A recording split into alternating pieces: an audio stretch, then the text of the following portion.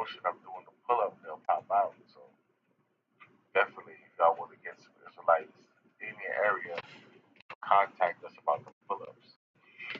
Because we'll pull up. You know, if you do some footwork and some reconnaissance, you said there's a good little camp spot we can teach at.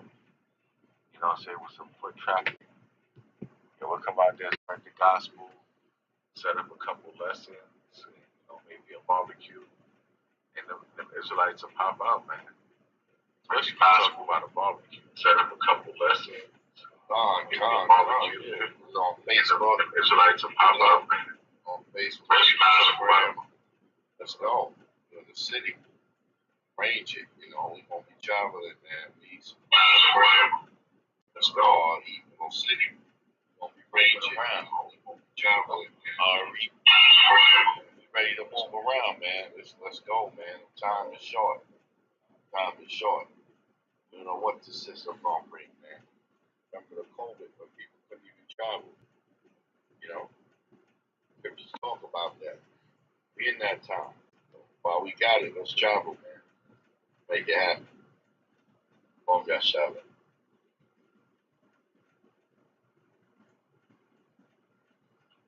Yeah, sister Sarah. I should say Sharon. Yeah, we got a camp in Augusta. We got HOI Augusta. Chief Ephraim. So hit me up about that. We got HOI Augusta, Chief Ephraim. Actually, not too far from Augusta, Sparta, Georgia, is where we're gonna have Feast of First Fruits. I read. Gonna make that your PTR right quick, King. You got the flyer. Yeah, Con, I got you, King. Alright, go on. Yeah, we're gonna be in Sparta, Georgia, which is not too far at all from Augusta. Yeah, we got HOI Augusta. We got a whole Augusta camp. You know, building up. You know, through the guidance of Chief Ephraim. We got a whole Augusta camp.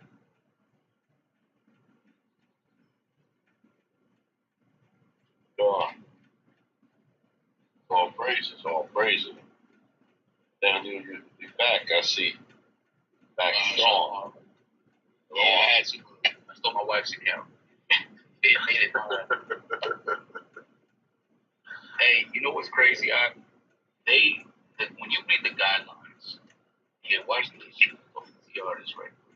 Their guidelines, they incomplete violation of their own guidelines. What's this? I took a screenshot of it because I had requested for them to reinstate it. They still have not got back to me about it. They won't. I'm sure they won't. So here we go. There's the PTR. I'm gonna leave it there for a little bit, but I'm gonna read it. It says, this is what it says. It's a lot here.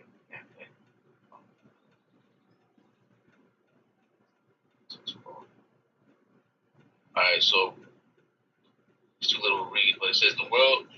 No, my phone. Okay.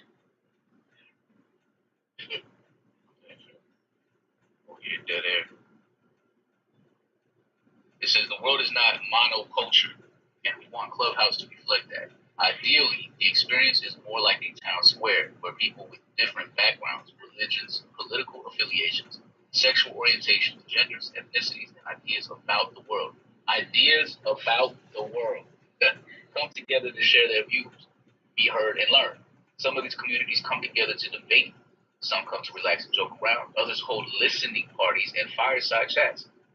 We think many styles should be supported, and we're working on tools to help everyone create their own space, deepen friendships, and meet new people and have meaningful discussions in a way that seems to them help everyone create their own space.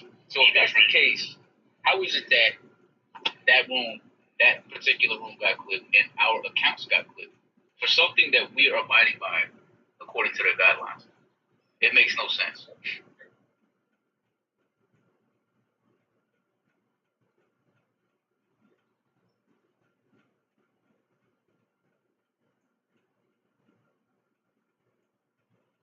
And you know that the so-called white man is a covenant breaker.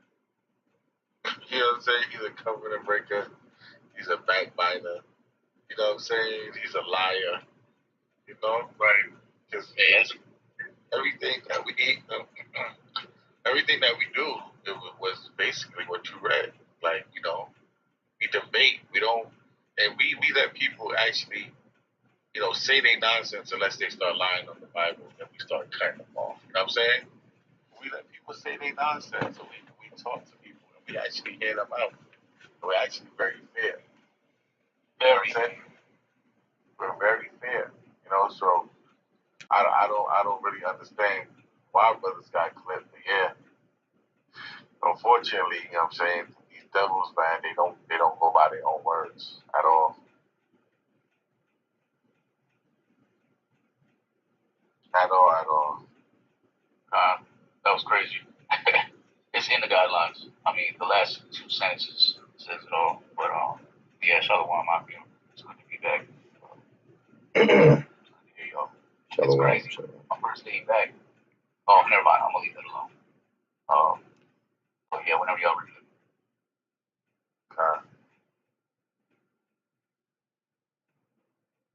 All praises are. Hey, yo, Daniel, finish your thought, Doc. Nah. I don't want to. Yeah, I don't want to. I think it's time for us to now move forward with everything. I'm sure everybody has dealt with it already. It's not something that I want to revisit because I did not like what I heard yesterday. I didn't like coming into a room that I've not been a part of for a week to hear. I understand the issues, but to hear brothers going at it like that, that kind of hurt.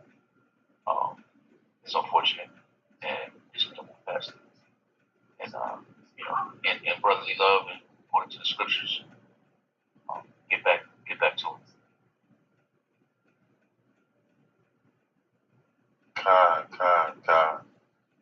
Definitely, you know, this is why, you know, the title of the room is what it is. You know, what can we do to better our community? And are we already better in our community? Because brothers got to get focused on what really matters. I see Shiraz on stage. Shalom, shalom. And, you know, we do have HOI Augusta, you know, definitely in the building. Let me see if I can get Chief in here right quick. But how you doing, Princess? And I see also in the room chat they talking about Rhode Island. How we could link you with people out there too, or you know, Rhode Island isn't that far from the tri-state area where we have camps at.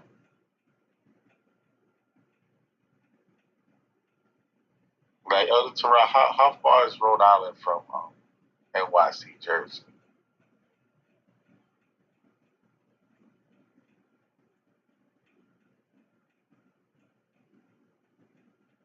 Elder Terrell, you there? What was the question? No.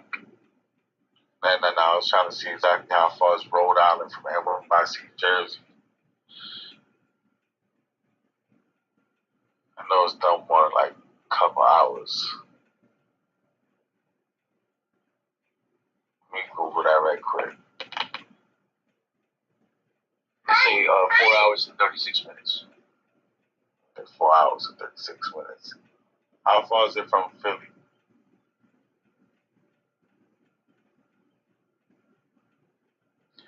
Because you got camps all around there, Philly, DC.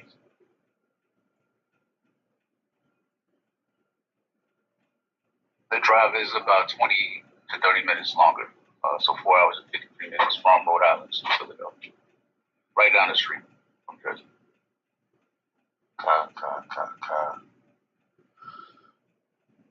Yeah, but definitely, you know, Link Brothers, we'll see if we got any the local camps in that area. If not, they probably got any neighboring camps, any sister camps. You know, we definitely want to gather Israel together.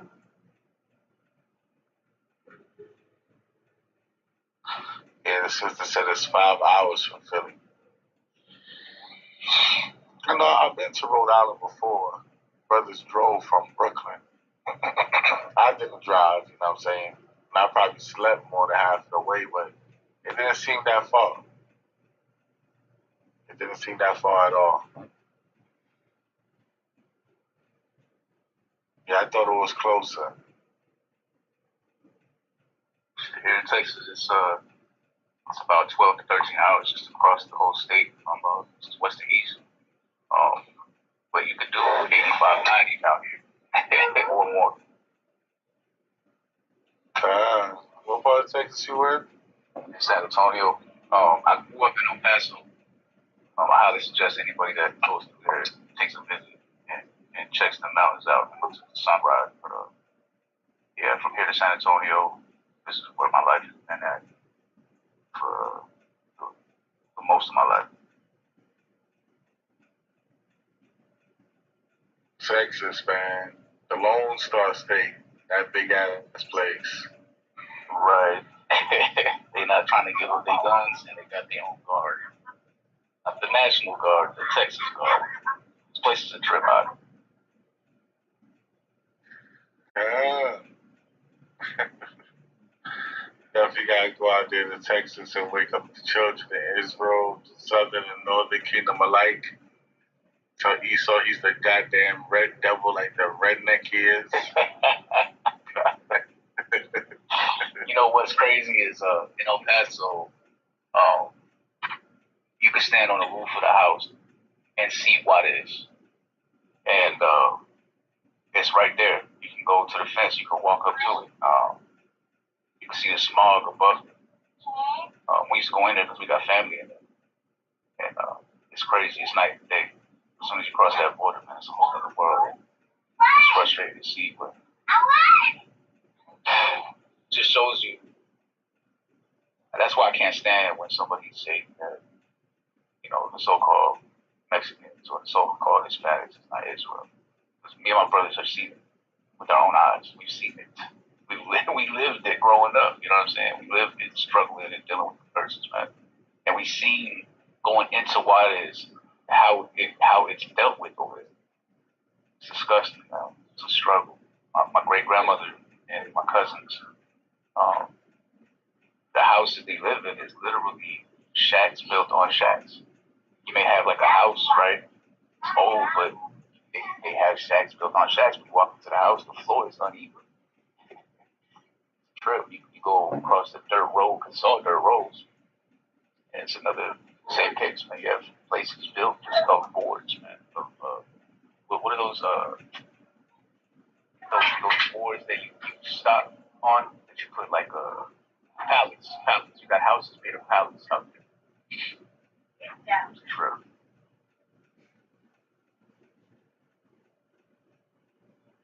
Shalom, Chief. Shalom. Oh, yeah, shalom.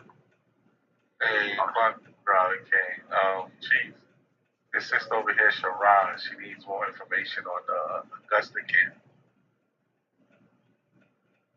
Oh, okay, God. Well, we gonna be on Broad Street. Gonna be on Broad. I forgot the exact street is on, but you go right between like 12th and 13th. Is right there. We'll be on the corner. There's a lot of light on the corner that we're on. So you know, from the street lights, of course, and us too, damn it. But it's mostly the street lights. There's a lot of light right there on that corner. The strip ain't that big, so if you walk a little bit, you're gonna see a food truck. We teach right around the corner from a food truck. I don't know the exact street because we don't teach in the same spot as we started teaching at. Yeah, I forgot the spot. But it's right off Broad Street. You can't miss it.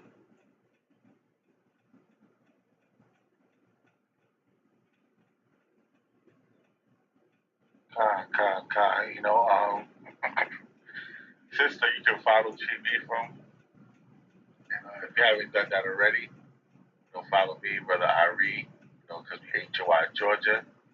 But yeah, Chief Ephraim is over the Augusta camp, right? So, definitely want to follow him and pay attention to the moves that he make in the feast days and the gatherings. Most High willing, brothers, we holding camp out there in Augusta this Friday. So you actually have excellent timing, believe it or not, the Most High God gave you excellent timing.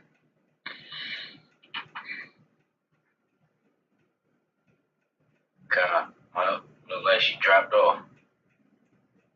No, she dropped down.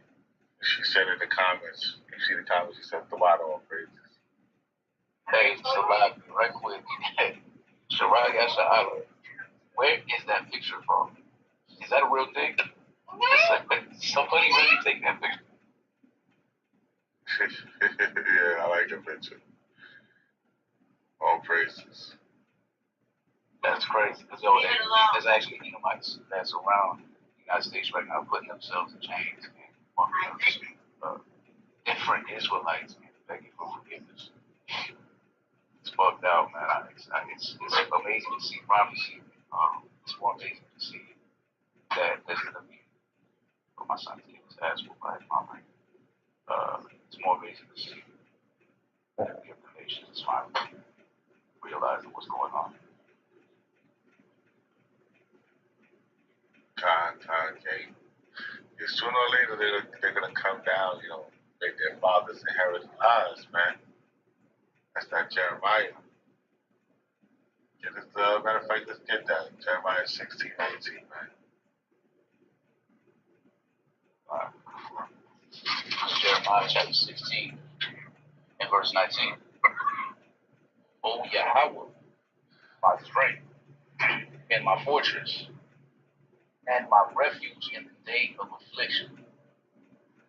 The Gentiles shall come unto thee from the ends of the earth, and shall say, surely our fathers have inherited lies, vanity, and things wherein there was no profit.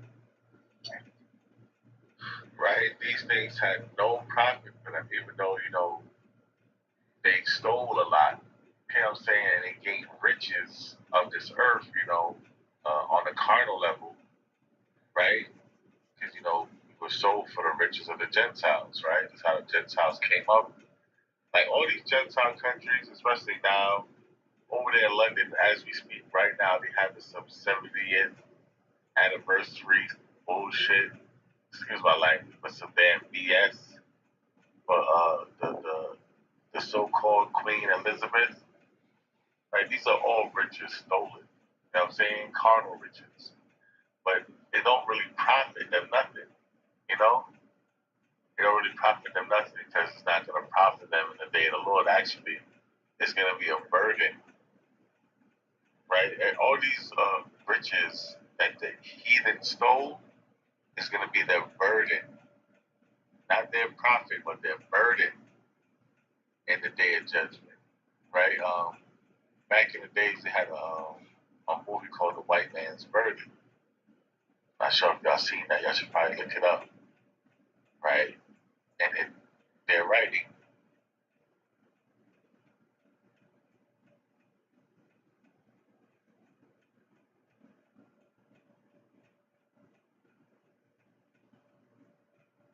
God, I mean, the Gentiles is not going in the kingdom, right? No.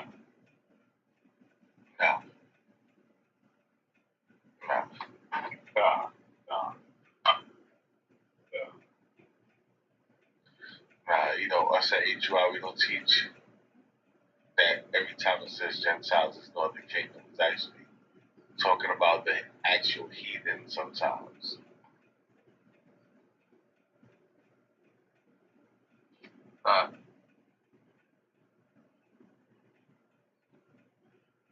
Yeah, as y'all can see, the brother Irie just PTR'd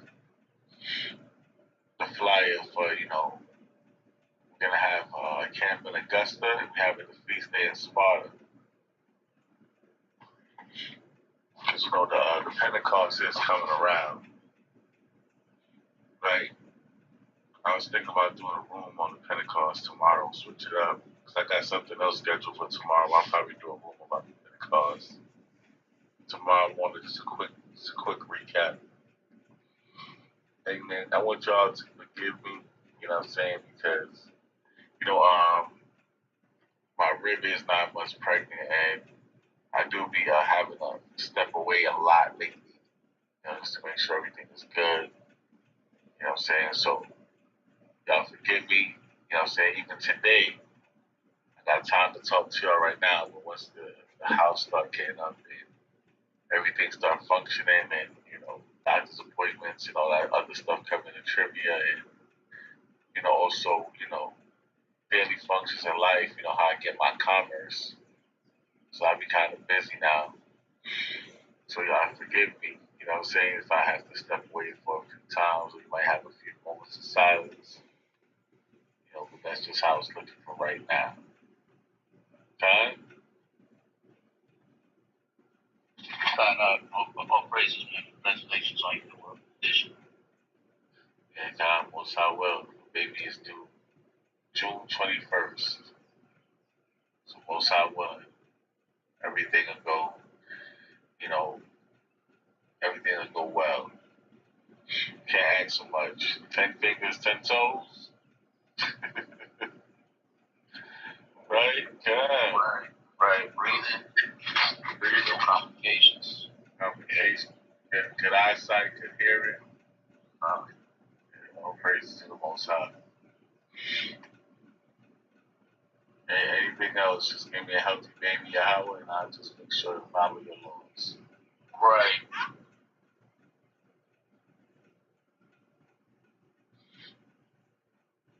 Con. And that's one thing, the Israelites have done for the community is, have babies born in more stable households. How about that? Right. Not ever seeing a holiday like not living in sin. I don't allow my because sometimes I put things like Super Y and Sesame Street on certain things for my child's learning. Even Caroline's Corner, things for my child's learning that he can watch and sing along. Man, let a Christmas or Halloween or Thanksgiving episode come on, and I'd be quick to turn that shit. Throw a remote at the TV. Yeah. He don't even get to see that. You know what I'm saying? Right. Yeah, they try to sing holiday songs for some reason. Yeah, they do. If that's the paganism, they gotta push it. But I want my son to grow up and look at people weird. They talk about Christmas. You know what I'm saying? You do what? Ew. Ew. Ew.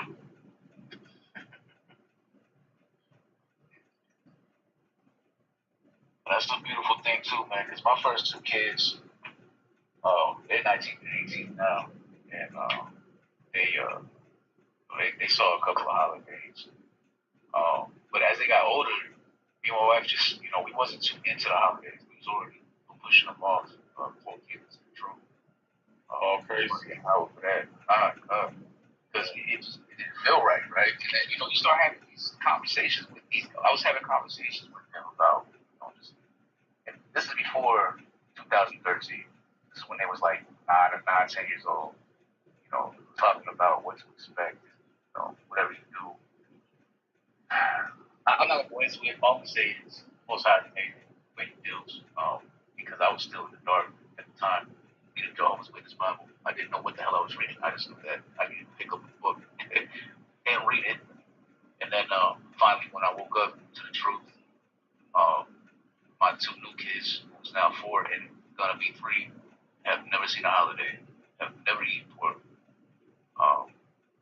have not done anything according to what Yahawah said not to do, man. So it's a trip raising one generation, dealing with it in the world, and then raising a whole new generation and seeing the difference of the two. Man. It's a trip. That's why I understand how people can deny this or say you ain't gotta do more sense than it does being in the world. Yeah, once you come into the truth and you really start getting accustomed of keeping the holy days, like you really look back like yo, being in the world really had like it really ain't make no sense. It really did. Yeah, it don't make it. It really don't make no sense at all. Like when they say this place is Babylon, yeah. This place is straight confusion. Right, Stacy got to give hashtag everybody hashtag righteous seed. Right, get that hashtag out there. Righteous seed. Right, everybody hashtag that righteous seed because that's what Israelites are giving to the community, man. We giving more righteous seed. And that's beautiful. And we went into this a couple weeks ago while we're trying to raise our children in righteousness. Satan is really, really going there and doing everything he can to speed up the process of the wickedness going on. And if I'm going off when I say this, please forgive me and correct me, but it's fun to see both sides racing, if that makes sense.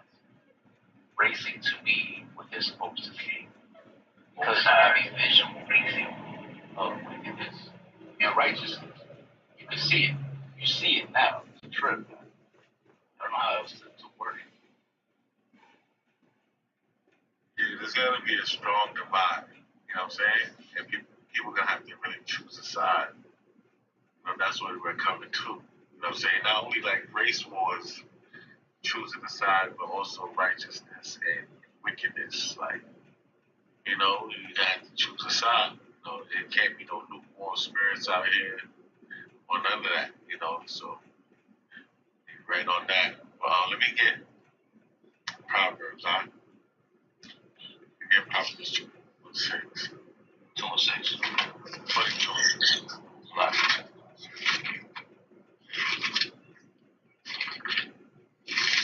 Proverbs chapter 22 and verse 6.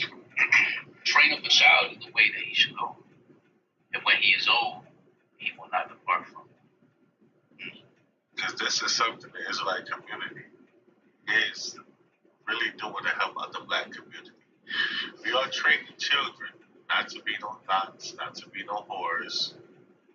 Listen, man, I moved from East 91st and Winthrop, right, to being in East New York, living on Workman Ave.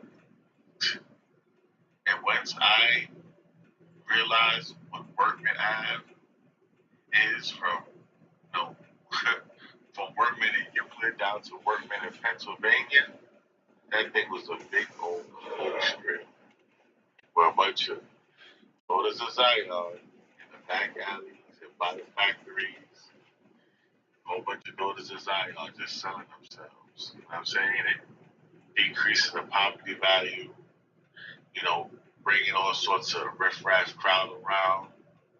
You know what I'm saying? We don't raise our women to be like that now. We don't raise our young men to sell drugs and mess up the community. You know?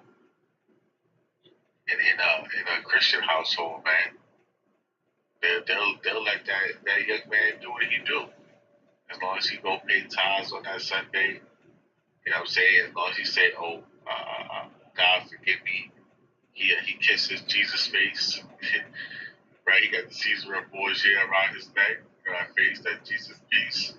So that come as you are, spirit. Yeah, that come as you are, spirit, right? That come as you are, spirit. He gonna kiss his Jesus piece on the face, right? That image of Cesare Borgia.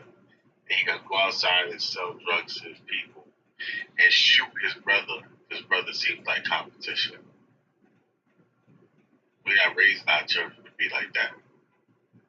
So that's one way in itself where we are just, you know, improving our communities. Every Israelite household is an improvement on the black community. Every Israelite household where they're keeping the laws, statutes, and commandments and teaching the laws, laws, statutes, and commandments to their children has directly improved their community. And improved the atmosphere around them. Okay? And improve relationships within your home, man. with your brothers, with your sisters. That's a real thing. That now we know that some family members is not ill, but the ones that come into this, man, you can see how strong this word is, and how it really, so I can't find my words, how it really connects family, man. Especially if you're dealing with the spirit, and especially if he's dealing with you. The only way that's going to happen is if you actually strive to do what he said to do, to be obedient. Yeah, I remember that.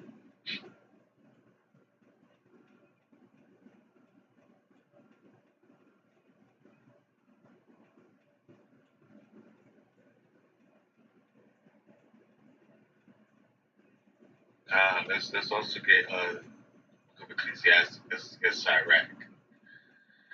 We get Sirach 3:3, King.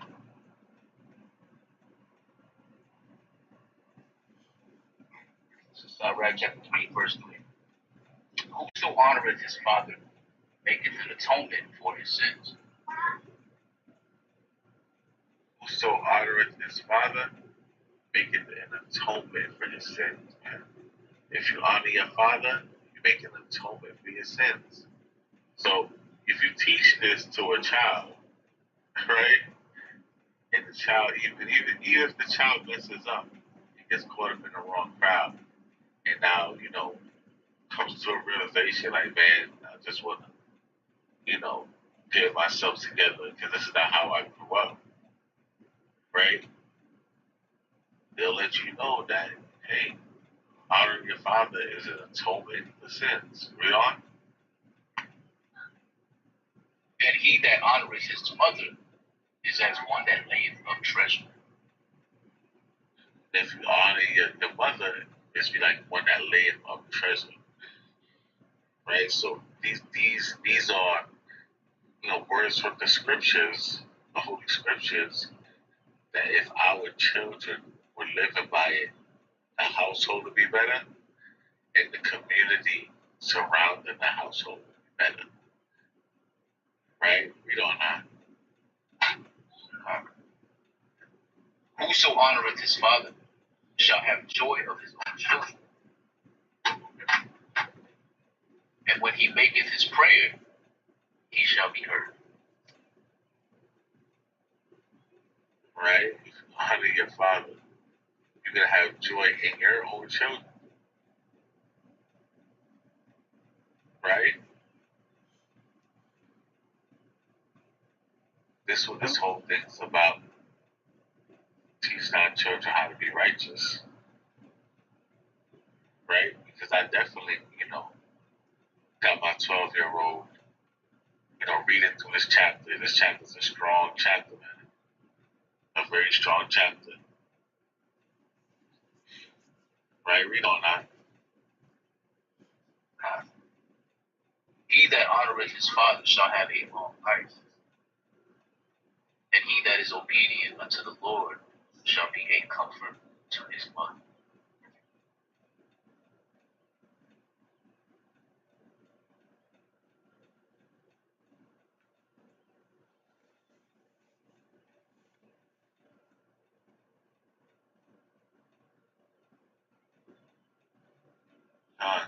Con. So, we don't got to keep on being redundant, but yeah, this is very important to our community, period, because the destabilization of the black household, right? I'm going to repeat this again. The destabilization of the black household is something they've been pushing on our people since we came off the slave ships. They tore families apart. That's the first thing they did. Put us on auction blocks and sold us. Imagine having the wife that you love, but since you a buck, you get sold to Texas and she remained in Virginia. Can you imagine that? Hell, I would go mad.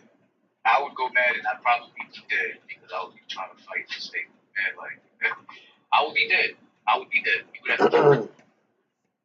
Right. You know what I'm saying? That's the first thing they did was jack up our family structure. Imagine having beautiful children and, you know, you on an auction block and where's a strong auction block too? Let's say somewhere in Connecticut, right? Massachusetts. You know, they used to bring slaves through there too.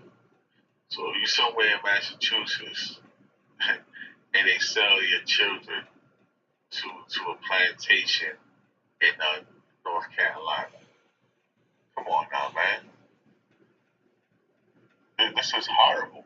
The things our people have come from. So there cannot be any doubt that when you are building up Israel, right, the first thing you got to do is start with the household. And this truth that we put families together and we keep families together at a higher rate than any other so-called black movement. There's no more, listen, I want y'all to try to figure this out. Because, you know, and we have an unfair advantage because a man can marry multiple wives, you know, so the Christian church don't do that. And the NOI don't really do that either, even though it says in their Quran that they can. Even though Muslims, real Muslims in the Middle East, they do have multiple wives, but no one keeps a household together more than the Israelites. No one, statistically. We can bring out facts. There's a whole lot of single mothers in the Christian church. I'll tell you that right now. A whole lot of single mothers. But what we do, we keep families together, not tear them apart. Kwame Yashua. You know what's crazy is that they hate those facts so much that they will come in here or go on different comment boards and say that we beat and rape our women and abuse our children. That's what they say. Because they don't like that we're raising our family up in righteousness. It's impossible. So they must be beating on their women and children to be living that type of lifestyle. Christianity is crazy, man. Yeah, that's been way in the nation, way back. You know, man. I mean, ain't nobody perfect. I'm not gonna sit there and lie. The Israelites is perfect because we in a kingdom where we've been destroyed. You know what I mean? Mentally, physically, we've been destroyed, but we know we're striving for the kingdom of heaven. That's why the scriptures tell you if you fear the Most High, you know, you gotta fear the Most High personally. You walk in the spirit of the Most High, and you know, my family, like you said, brother, we try to keep families together, man. And you know, a lot of times we've been successful. We tell them to, you know, both pride and go under the Most High's umbrella. The Ephesians talks about Ephesians tells you about the relationships of the scriptures, like the Bieber thing. Trying to show these brothers and sisters that we, you know, I definitely think like Yahawahshi say the Christian church is wow. You know, a lot of single women, you know, big mouth women screaming and shouting. They don't know how to keep a husband, man. Because they have no order. They have no structure. Not being taught no order, no structure. But to self-examine themselves, just like the man needs to self-examine themselves. Keep the relationship going.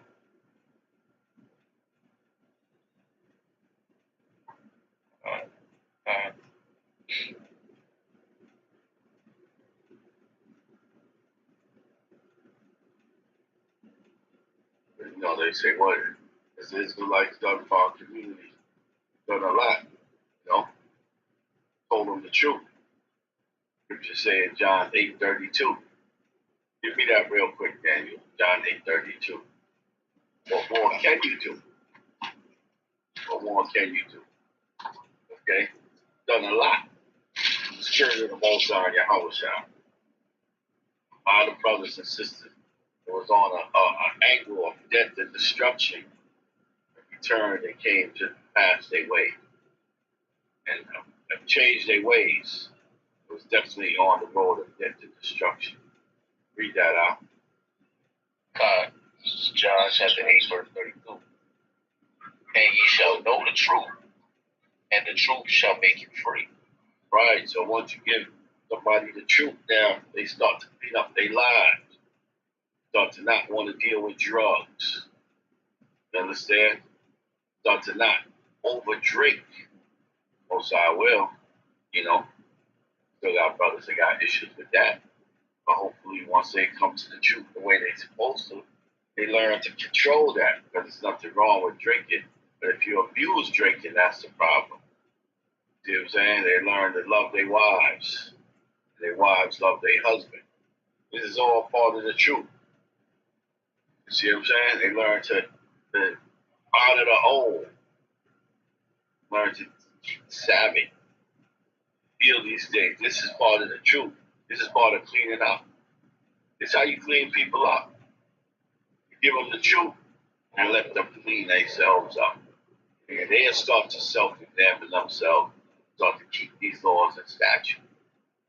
Now, once they cleaned up with all the drugs that they was indulging in, maybe womanizing, women, you know, promiscuous, sexing and all of that, once they start realizing that their body is a temple, and they start cleaning up, now they know how not to abuse their body.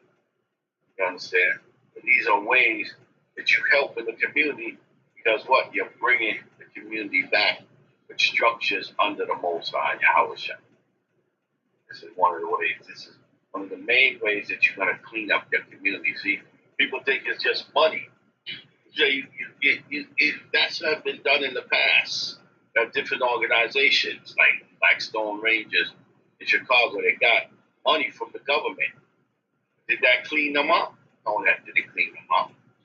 They still had a gang-banging mentality. The first way you clean somebody up is through the mind, through the spirit. It's not going to be money. You can't drop a whole bunch of money on us and then say, well, go fulfill land and do that. Yeah, that helps. Money answers all things on a cardinal level. First way you clean them up is through the truth. That's how we've been cleaning our people up, with the truth.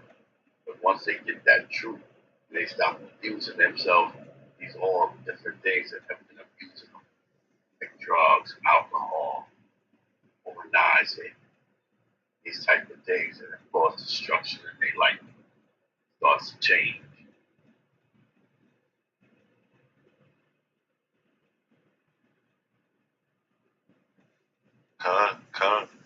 So excellent points.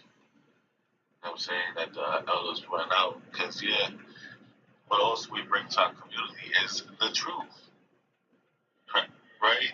In a community that's been suffocated with lies, try to strangle us to death with their lies. The truth gives knowledge, wisdom, and understanding to them. Daniel, Okasha, let's get Proverbs chapter 1 and start at verse 5.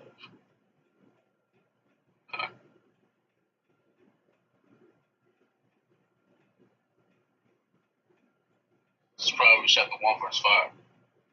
A wise man will hear and will increase learning, and a man of understanding shall attain unto wise counsels. See that? We hear and increase learning. And we also get other brothers and sisters to hear and increase their learning.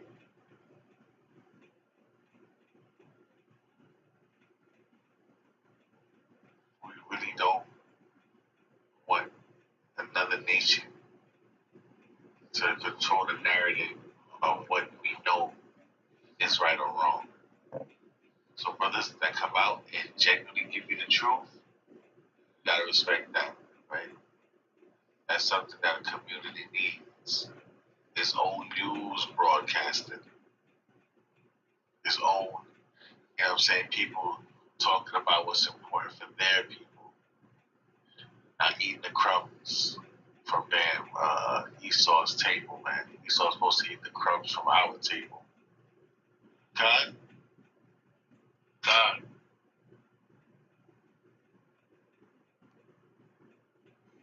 Yeah, we definitely not into none of the drama and sensationalism. Sometimes, yeah, bring out the word, it can be entertaining, especially when demons come up to be combative. But out of all the scoffers that we usually have, I guarantee you that they're hardly going to come into this room, because we're going to answer that question: what has the Israelites done for the community, for our community? We're going to answer it, and then the question's going to be flipped on them, like, what have you done? Or what have your ideology, what has that done? Right?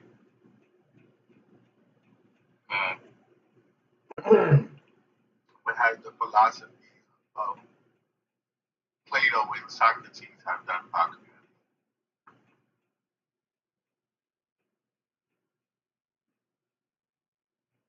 They made a bunch of scenarios.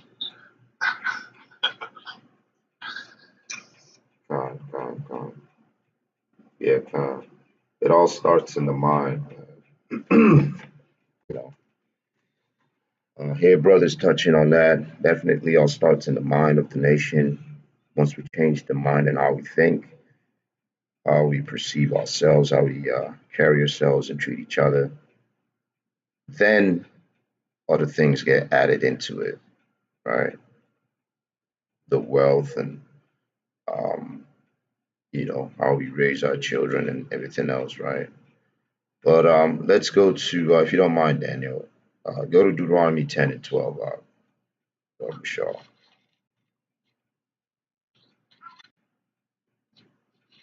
Deuteronomy chapter 10 and verse 12. And now, Israel, what doth the Lord thy God require of thee, but to fear the Lord thy God, to walk in all his ways, and to love him, and to serve the Lord thy God with all thy heart and with all thy soul. Right. So it's saying with the joyful heart, right? Not complaining while you're doing it, right? Not saying, look at what I'm doing for you, Israel, right? I'm always going through it every time I'm doing things, and or you just complaining on an individual level when you're dealing with the Most High God. You're supposed to serve Him with a joyful heart, right? Keep reading verse 13. To keep the commandments of the Lord and his statutes, which I command thee this day for thy good. Right. To keep the law, statutes, and commandments for our good, right? So hold that. We're going to come back to that. Go to Joshua 24 and 14. I'm going to show you the point I'm trying to get to, but I just want to emphasize this one point here first. Joshua chapter 24 and 14. Now therefore fear the Lord, and serve him in sincerity and in truth, and put away the gods which your fathers served on the other side of the flood and in Egypt, and serve ye the Lord. Right. Why am I emphasizing this point? Again, it says in sincerity, right? We have to serve the Most High God. You want to read on? Now, Salakia. Now, why did I bring up this point? We have to serve the Most High God in sincerity, right? That's the very first step. Don't let anybody tell you or try to convince you that what you're doing by teaching the word, right, is not important, right? Or that that's all you're doing. You understand? right? Because how can you build with someone that still think like they're still in the world, right? It's not going to go anywhere, right? So the renewing of the mind is extremely important first, right? Um, you know, and this is it's the biggest and most important way, right? That really touch on the topic of what are we, what has the Israelite done for the community, right? The very first thing is we got to teach our people how to think, right? But read on, go to the next verse. If it seem evil unto you to serve the Lord, choose you this day whom you will serve. Right, like the brothers were bringing up earlier, we can't be lukewarm in this thing, right? It's either we're for the Most High or we're not. There's no in between, all right? You got to choose to serve the Most High God, or you got to stick with your wicked ways, right? Read on. Whether the gods which your fathers served that were on the other side of the flood, or the gods of the Amorites, in whose land ye dwell. But as for me and my house, we will serve the Lord. Right. Do you still want to stick to the old ways, right? Your wicked ways and the ways of the world? Or do you want to renew your mind and change your way of thinking, right? Drop that and go back to Deuteronomy. Just want to bring up a couple of scriptures and I'm going to yield to the brothers. Go back to Deuteronomy, but this time I want you to jump to verse 16, 10 and 16. Deuteronomy chapter 10, verse 16. Circumcise therefore the foreskin of your heart, and be no more stiff-necked. Right. Circumcise therefore the foreskin of your heart. Right. Now, why is this part very important?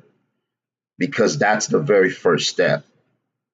A lot of our people, if you notice, right, that push this whole agenda that the Israelite community hasn't done nothing for their people.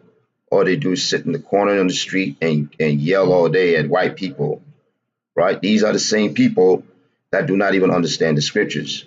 These are the same people that tell you not to keep God's laws, right? So they haven't even circumcised the foreskins of their heart. They're still leading their people to destruction, right? They want to sound extra deep, but they don't even have the basics. This is why we always recommend to brothers and sisters, stick to the basics. Start with the law, because that's where the foundation is. Once you understand these scriptures here and you understand that you need to change your thinking, right? Now you know how you can move forward as a nation of people, because you understand the law and how you should govern each other, and you would treat each other as such, and you apply it. That's the other part. And that's the most important part, right? This is not a game. This is not about you showing off. All right. You're going to die in that way of thinking. You understand? This is not a game. We need to take this extremely serious, right? We need to start changing the way we think. You can't build with someone that still has a nigger spirit in them. You can't build with someone that is still attached to this system. I don't care how much Bible they carry around and yell Yahawah all day, because they haven't renewed the way they think. They still hate their own brother in their own heart by telling you not to keep the law. That's pure hate. You understand? So these are things that we need to be thinking about as we walk in this walk, right? Go to Romans 12 and 1. It all starts in the mind, Israel, right? And if you're dealing with a congregation, you're dealing with brothers and sisters, that's what they push primarily, right? That's all you need. That's all you need, Israel. That's all you need. Renew your mind, change the way you think, and apply those things that you've learned in your life, right? That's how you gain eternal life. All right, but go to Romans 12 and 1. And Salakia, my voice, Israel. I'm losing my voice a little bit.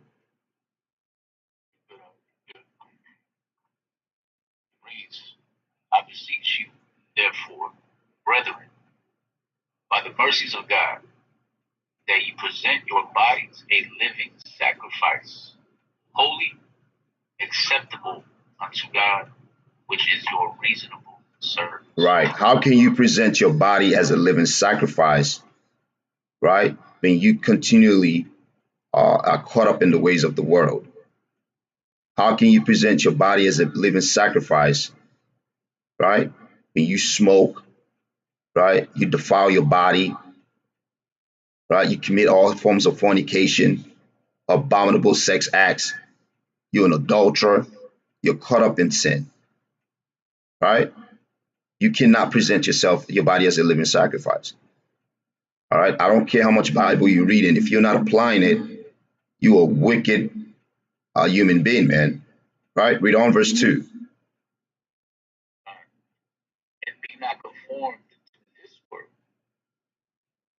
but be ye transformed by the renewing of your mind, that ye may prove what is that good and acceptable and perfect will of God. See, that last part is extremely important. When we read this Bible, right, what we do a lot of times, we just read it real quick, and we run our mouth. Blah, blah, blah, blah. Yeah, so it just sound good. That last part is extremely important. It says, by the renewing of your mind, which is the circumcision of the heart that we read in Deuteronomy, right? Deuteronomy 12 and 16, 10 and 16, Salakia, I believe. All right. That's where it starts. You renewing of your mind that ye may prove what is that's good and acceptable, right? That the Most High will accept, and perfect will of God. You got to change your way of thinking. That's where it starts. Change it and apply it. Change it and apply it. Stick to the basics. All right. Let's go to Romans 2:25. I'm almost done. Just want to touch on the point brothers are bringing out.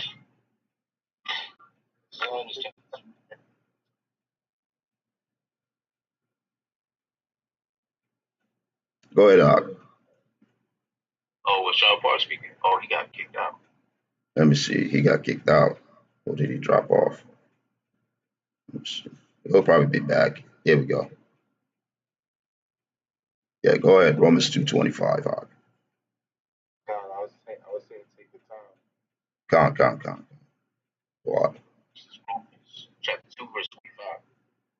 For circumcision verily profiteth, if thou keep the law.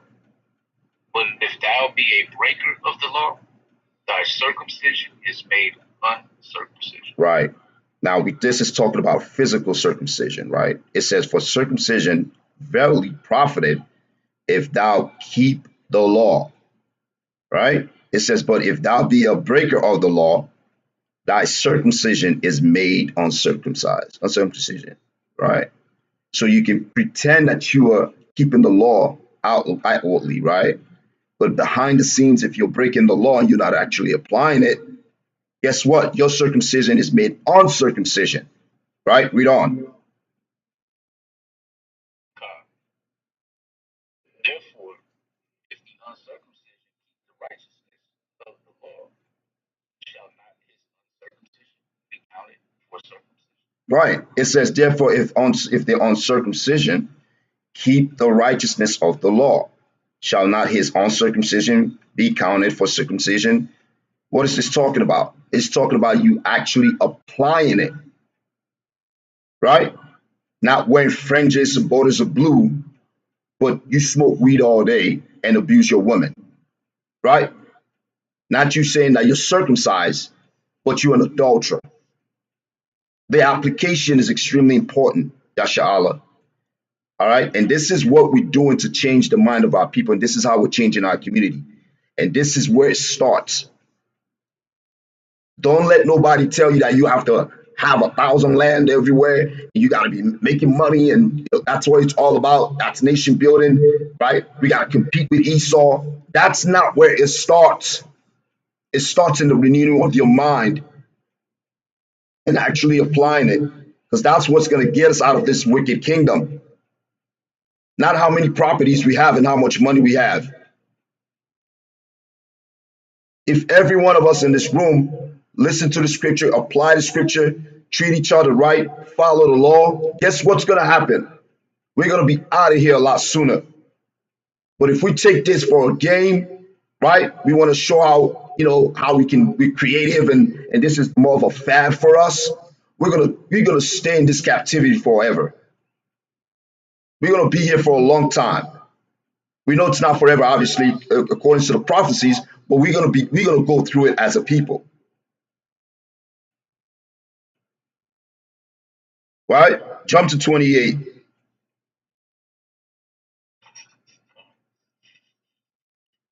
Verse 28.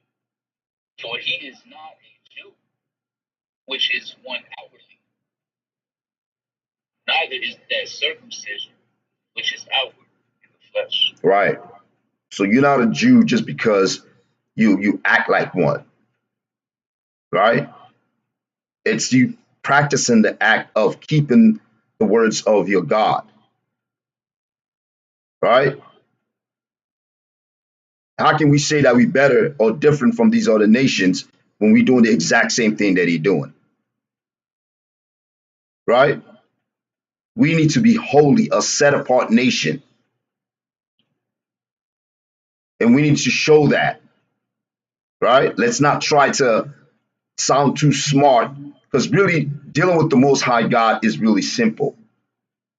Right? Very simple. It's not as deep as everybody try to make it seem. It's simple. Verse 29. But he is a Jew, which is one inwardly, and circumcision is that of the heart. Is what? Is that of the heart. And circumcision is that of the heart, your mind. All right? That's where it starts. And you need to keep teaching that to your people. I will never let anybody make me feel bad and say, what else y'all doing apart from just teaching the Bible? Nigga, I'm doing way more than you. I guarantee you that.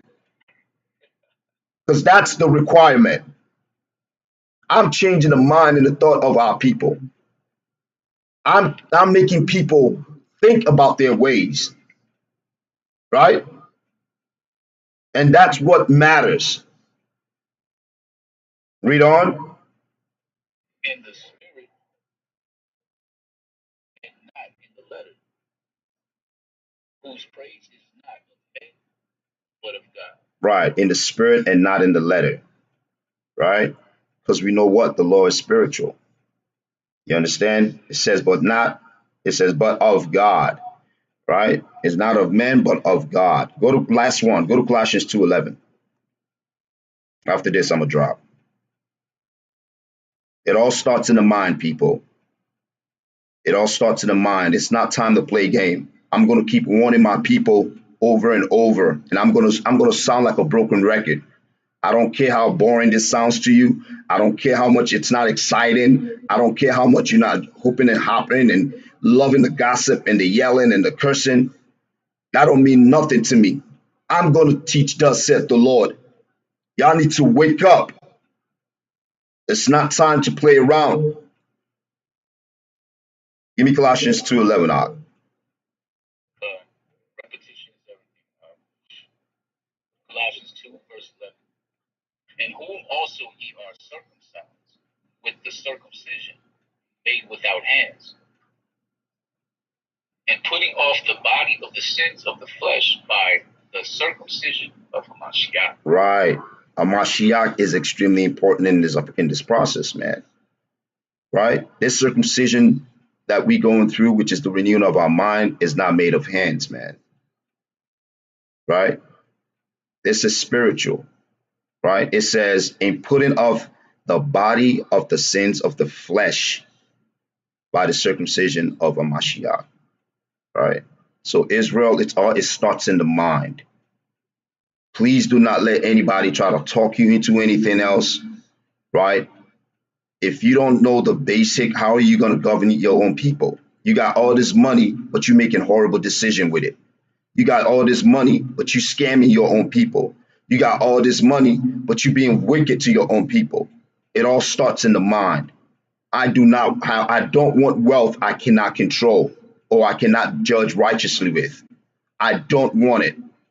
It all starts in the mind. If my mind is right, I know how to move with my people and be fair and right with them.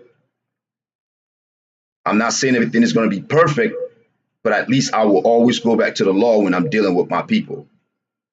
With that, I yield. And it's important, right? And let me get some of those hashtags, renew your mind. And it's important that we learn how to deal with our people according to the law, because you know what happens in the hood. We don't know how to deal with our people, so it just leads to violence and discord and trauma and all sorts of things that is that beneficiary to our upbringing as a community, right, or as a nation. So if you don't know how to deal with your people biblically, I'm saying that's just gonna lead to shootouts and all sorts of stuff. So definitely that's another way how we improve the black community. A lot of dudes ain't running around here with that effeminate spirit. All praises.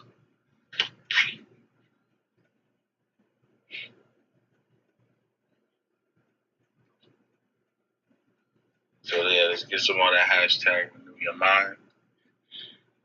Because when you change the minds of the people, ain't no stopping them. The enemy puts billions of dollars into industries to keep your people asleep and not focused. So definitely getting them to renew your mind, renew their mind. It's a very important lesson, man. Very important. And once you renew your mind for real, nobody's taking you out of this. Nobody could ever tell me to stop doing this, and no amount of money can tell me or even convince me to stop doing this. Ain't no way. And that's how. And I'll always say this. I will always say this. When they say, "How do you know you're an Israelite?" You say, "Because I decided to take the narrow path, man. I decided to live a hard life versus going to a Christian life where I can just do whatever I want and be saved." Who in their right mind wants to harm somebody in their right mind, right? The only way you get in that right mind is once you do it with these scriptures, period. So just like these brothers bring it out, man, the only way we can get corrected and do more for ourselves and our community is to get these scriptures, period. There's no other way. Every other way has been tried. It's a lot of people. That's all I just brought it on.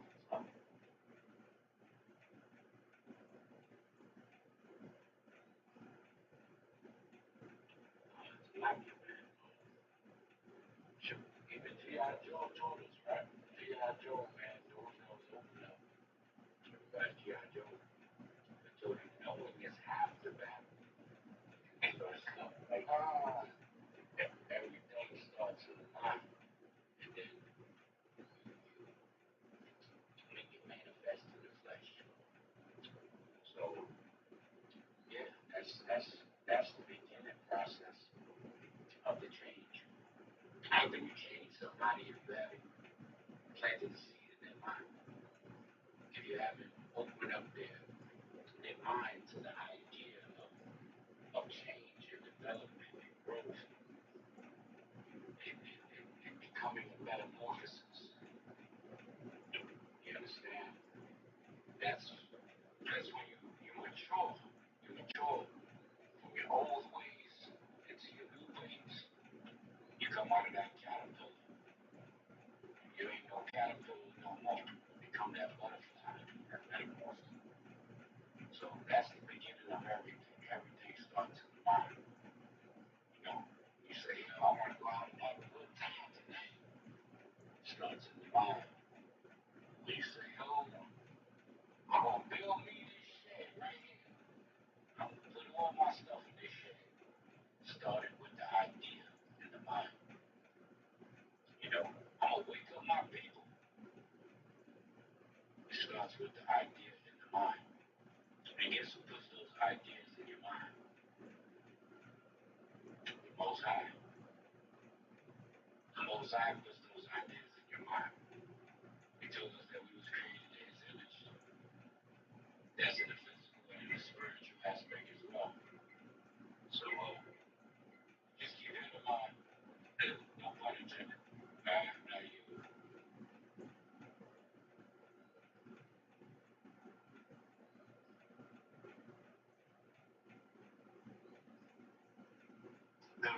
Deuteronomy 7:6.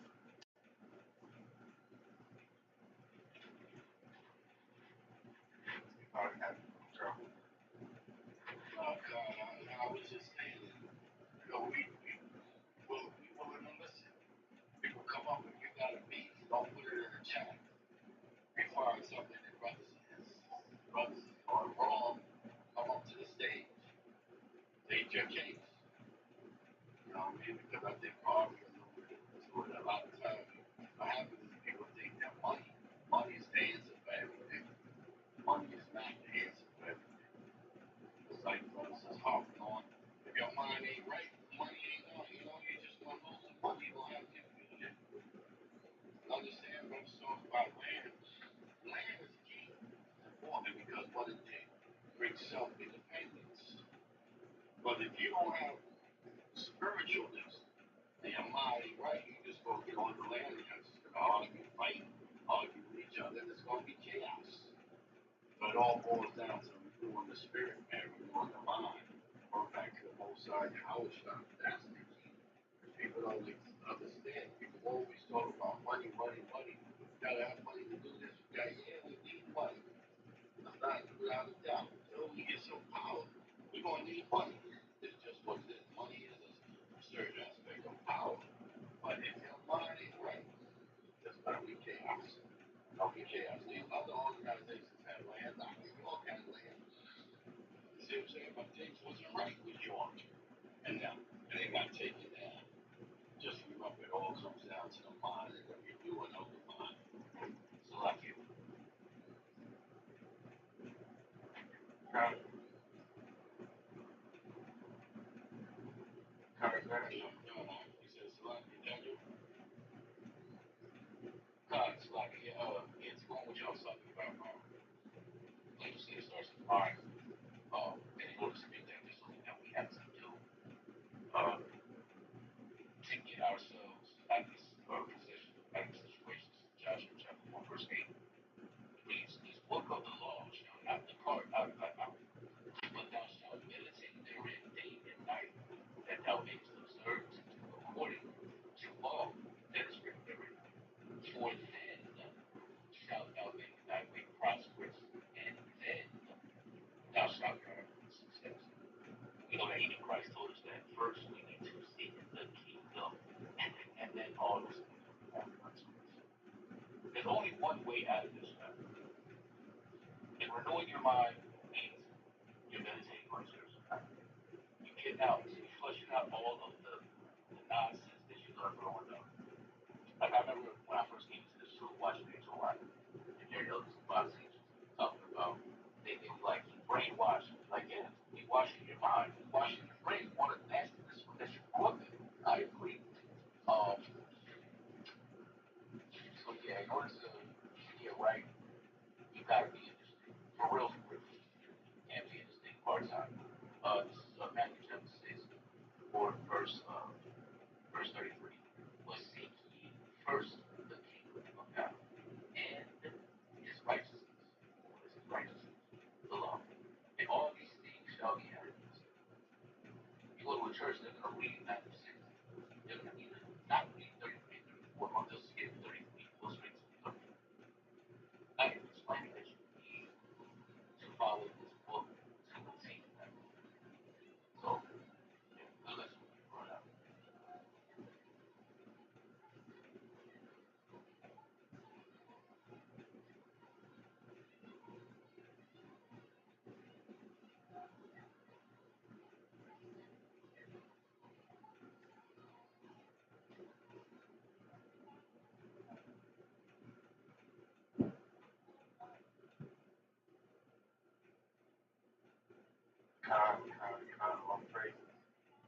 On praises, y'all. Right, so we count on different ways that the Israelite community, right, is benefiting, right, and doing things for the so-called Black Hispanic American community, right? The question today is, what has the Israelites done for our community? So we're giving a list, man, back to renewing our mind, right? Every Israelite man that repents and stop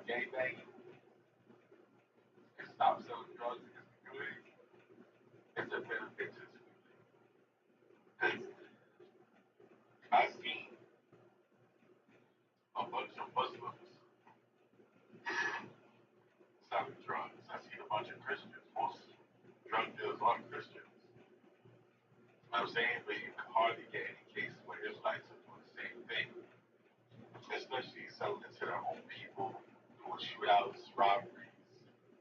You know what I'm saying? Shoot up a park, try to name after the op, and end up hitting a little girl. The brothers at HOI, Illinois just had to do a pull up in Chicago because niggas had a shootout by the McDonald's and killed a 5-year-old. Damn. Yeah, God. And they don't even feel any certain way about it. That's what I can't stand. Because our people so destroyed, man.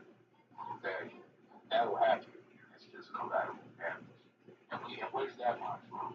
That's the mind that we saw, man. That's the mind collateral damage. That you ever feel. That's definitely reminding me of that whole collateral damage thing. Yeah, it's slow. All the way. Like, as long as the point was proven, we don't care who gets hurt. That's an Edomite state of mind. Right, because even if say it was into that wickedness, what was the no kids, no women, Right. even if you were wickedness, we still don't understand. There's nowhere in us, in our right mind, that would say it's okay to have women and kids.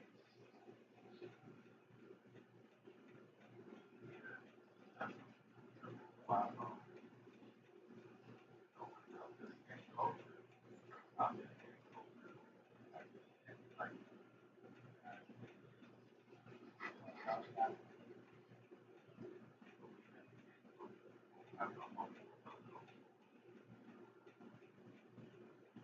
That's the culture. That's the place to get culture. So, Yes, that's worse. yeah, we're from disgusting, gross. And that whole culture. I'm not like, I'm going to say, I can't understand anybody going through it. Yeah, they were this was homosexual nonsense.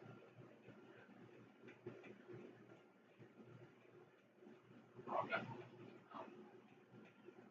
that's that. Yeah, generally, that's that. You know, representation of the black man, generally, that's that. Black woman has to be independent and liberated. I'll say agenda, all those things. Now,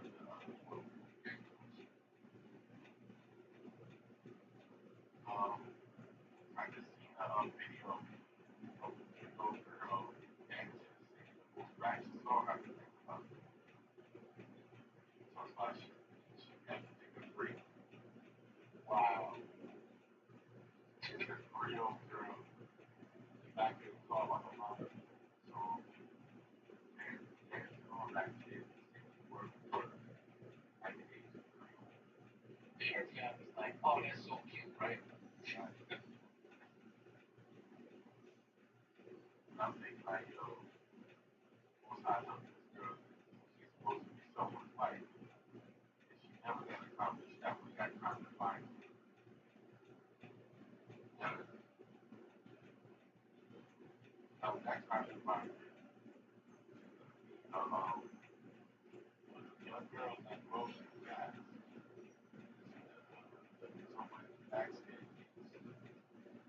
all that school things, in the 7th and 8th grade.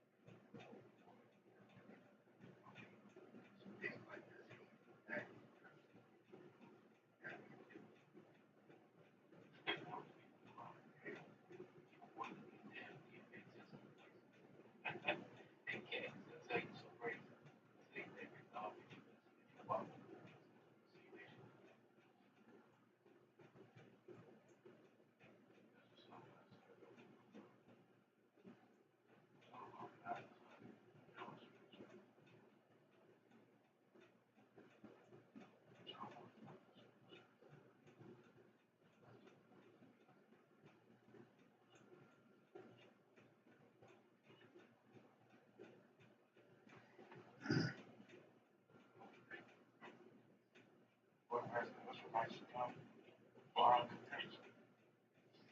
Israelites is the spiritual spirit. And cats come up all the time talking about how much land they got, how much money they got, how much money they spend on this, how much they donate, how much they donate to these people in the organizations. Israelites, if you look at most of our videos, they're teaching in front of the restaurants, teaching in front of a lot of the places where people go and eat. People rush up in there and feed their faces, but don't realize they got to feed their spirit. That's the one thing we do. We feed the spirit of the people in that spiritual food. That's one thing I'll come to scriptures down there. So Isaiah 55 starting from the top. It reads, "Oh, everyone that thirsteth, come ye to the waters, and he that hath no money, come ye, buy and eat. Yea, come, buy wine and milk without money and without price." So all these rich niggas running around here, all these dope dealers who got all this money, talking about what they can buy for somebody, but that don't help them. You can't buy what we provide, what the Israelites provide. We provide that spiritual food. We provide the knowledge that your spirit has to eat. And it has to eat good food and ritual food. And you can't continue to feed your spirit a bunch of junk. So I used to ask them all the time, you got all this money, so how do you buy the food that you can't with money? How do you buy the food for your spirit that you can't get food? You gotta go to that's what I do. You can't go to the church. They don't feed the spirit. You end up spending money at the church. But that's what we do. Proverbs 20. This is for all of those who keep talking about, I got a bunch of land, I got a bunch of money, and then I'm feeding the people. This is what Proverbs 22 says. Buy the truth, sell it not. Also wisdom and instruction and understanding. So I ask all you Christians, how do you buy the truth? Wisdom and understanding without money. You ask a guy that got a bunch of money that question, he can't answer. Are you?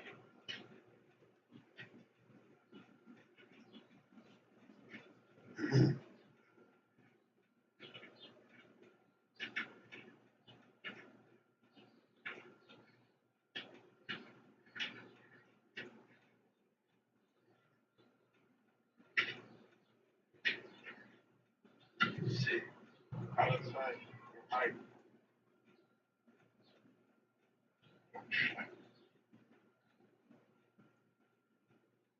Come.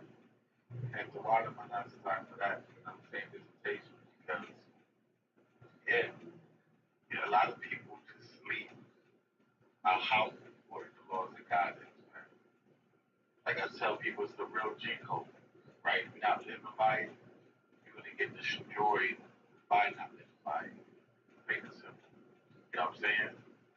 That's why Deuteronomy 30 says, man, before you give life and death, blessings and curses, man. Because a lot of our people don't know that, the Most High God developed a system that you can get through life. I'm not trying to say trouble free, but you can get through life in the most best possible way that you can. You know what I'm saying? Because life is going to be filled with tribulation. We come to the Lord, you know what I'm saying, expect to, ready to prepare your soul for temptation and bear that cross, of course. But once you follow these laws, statutes, and commandments, man, it makes a path that you don't get lost. One time people get lost in all those doctrines and philosophies, man, they're finished out here, man. They're absolutely finished. When it don't matter how much money you got, how much land you got. I mean, Tyler Perry got a bunch of land. his cross-dressing ass is doing not a damn thing for the community, man. Black Lives Matter collected billions of dollars on these niggas. All they did was buy some $1 million homes in California. So it's not really the money, it's how people get money. A lot of our people got them stimulus checks and just went and bought, Nike and 50 and powder for those things, man. So it's not really about the money because our people can get money. You know, we the sons of Jacob, man. Jacob knew how to hustle and get what he wanted. So money isn't even really the money. Some people can't get money. It's about having the mindset of what to do with the money. John? Oh, let me put up some articles, man. Let's start with Tyler Perry. Tyler Perry. Ben and Jerry. Tyler Perry.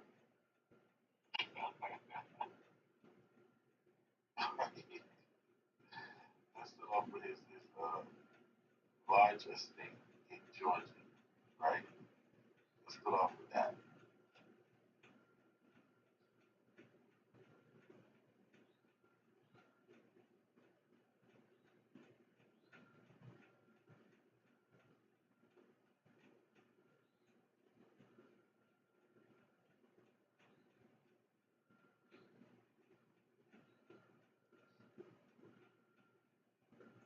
Social media reacts to Tyler Perry's reported $100 million Atlanta mega mansion.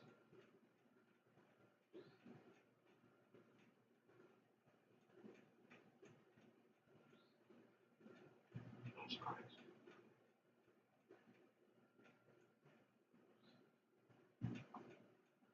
So he goes, yeah, somebody. Yeah, I'm looking for a good article. I found one. I'm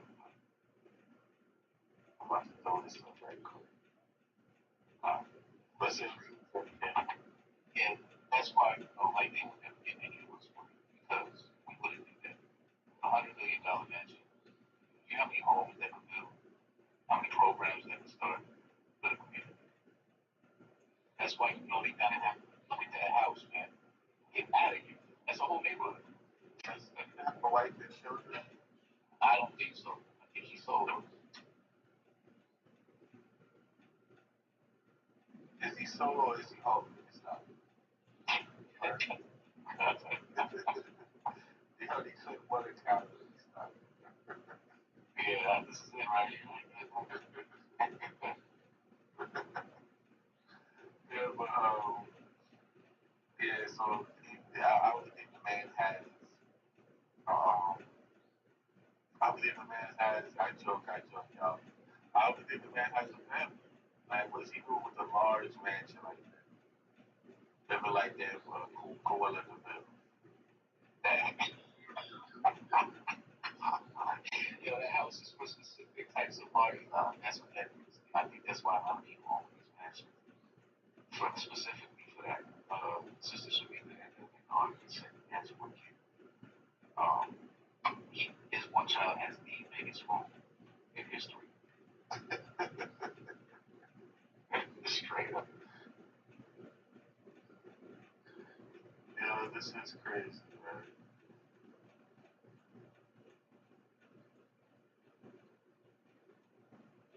This is this is crazy.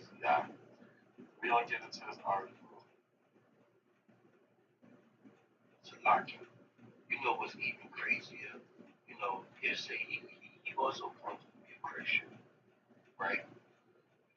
And people like him who have that type of Apple money, what I'm saying? And people like Oprah, what I'm saying? They give out crumbs and they get what they give out back, they get that back in tax. Right.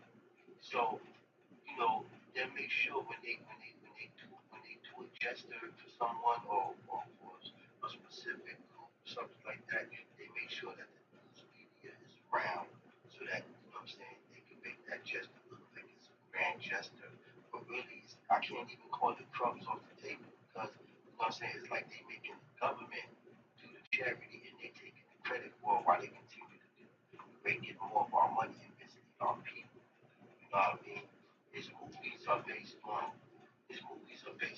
with worship. You know what I'm saying? And really beating down the black man, especially, you know what I'm saying, the rich people, the successful, upstanding black man, you know what I'm saying? And, you know, Oprah, look at Oprah. Oprah's worth billions, you know what I'm saying? She continued to indoctrinate our people with this African spirituality crap, you know what I'm saying? And this what we get to God. These are the messages that she pushes, not just verbally, but through the shows that she promotes on her network, right? And she'll do it just to, like, you know what I'm saying, go open up a girls' school in Africa, you know what I'm saying, but nobody can monitor what's going on. And all those little girls in that school get molested and shit like that, you know what I'm saying? Like, and they'll give out turkeys or Thanksgiving or something, and people will praise them. Or they'll give out cars, like remember we used to give out the most prizes and gifts on her show. Like she'll give everybody in the audience a car. But what they don't tell you is the majority of the people in the audience can't even take that car because the car is brand new, 100% paid for, and they can't afford to pay the taxes on the car. So they don't say that part that the majority of the people in the audience can't even keep the cars that she gives to. You know what I'm saying? It's a worthless gesture. You know what I'm saying? It's sort of like drug dealers in the community, right? They sell drugs in the community, leaving countless children hungry for the one because they want to split up the welfare check with food stamps. You know what I'm saying? So that they can get drugs. And they see these kids in their community hungry. You know what I'm saying? And you know these kids want to eat, so they make them a lookout and give them a 100 pack and tell them to go sell that to the kids when they're the cause of them being hungry in the first damn place. And then they'll come and give our turkeys on Thanksgiving or rent out a spot and throw it in a Mother's Day party. You know what I'm saying? And people in the community look at them like they rob them. You know, they don't really do nothing for the community to take. They have to give spit in this narrative to make them seem like they're very charitable. Now, Israelites don't do that. Our charity comes straight from the heart and straight dark walking in the ways of the blood of the Most High. Yahawahshi. John, John, right? They think charity just be a hustle. Just another hustle, you know. Let me make it up here as if I give a damn. Just another damn hustle, y'all. Nigga Tyler Perry, man. You know, what kind of example is it for the young men to see that you can get a house like this if you just give away your masculinity?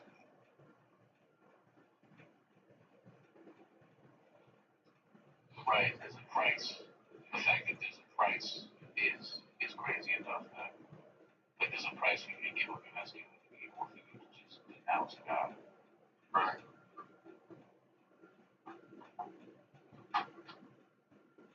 And Tyler Perry, I forgot what damn Christian show he was on, but he started naming the books of the Bible, and I think he named every book, you know, besides the books of hip hop. He went down the line like, you know, Genesis, Exodus, Leviticus, Numbers, Deuteronomy. You know what I'm saying? Joshua. He was going down the list. He said every book of the Bible. I'm like, how much of these books did he actually read? He named it Deuteronomy, but he still cross-dressing. But that's something a Christian would do. You know what I'm saying?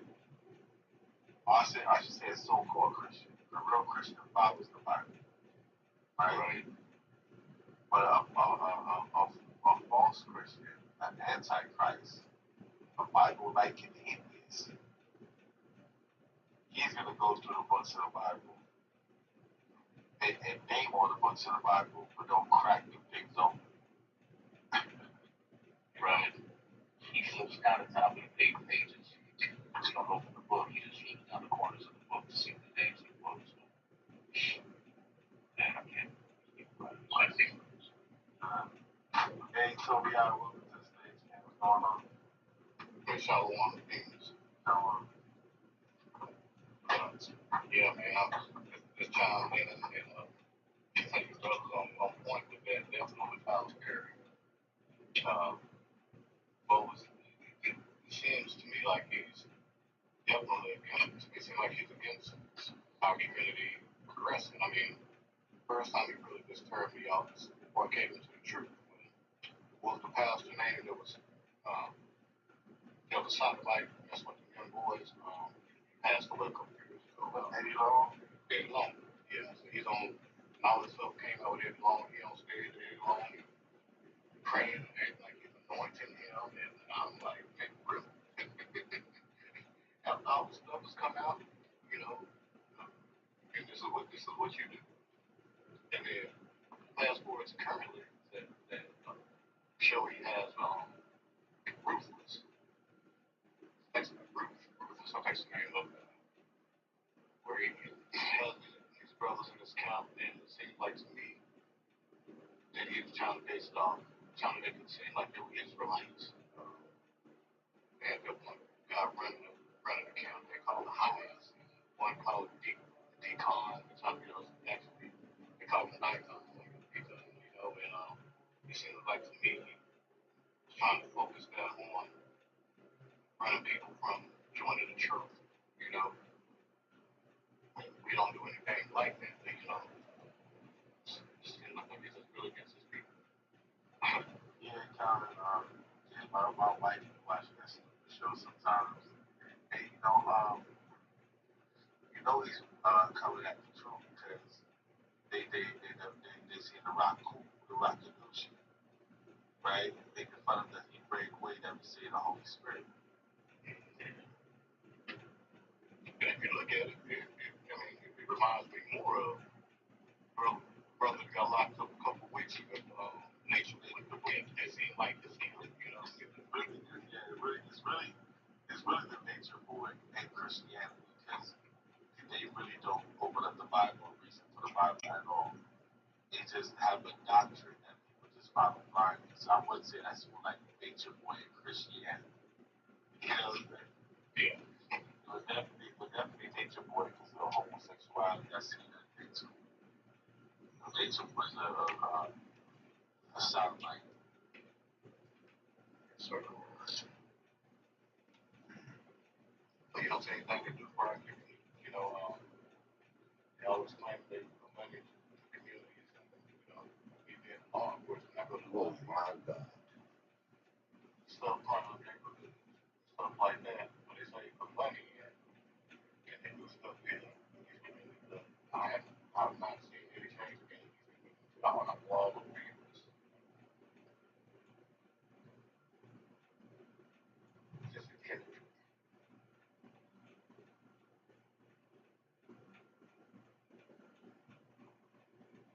Uh, uh, so yeah, so was the ask you, right? What has the Israelites done for our community? What you tell me? My experience is what I've seen they've done. They've actually gone out, brought the scriptures out, trying to build our families back up, building our families. It's, I see this firsthand, building our families, pulling our men up these streets,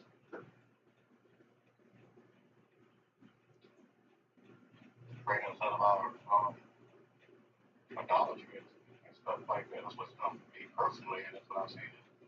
From Love and Texas, I've seen pull a lot of brothers off the streets back in Texas. Love and Texas is where I'm from. A lot of people have heard of the town before, man, crime rate within our community are fairly ridiculous. And I don't go home very often. Sometimes I follow them on social media or on YouTube.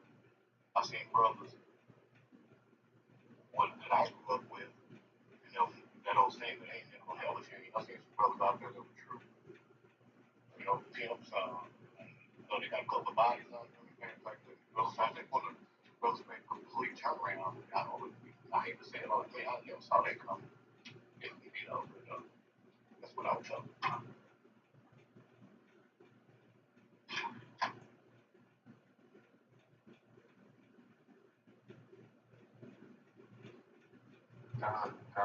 All praises to our God, right?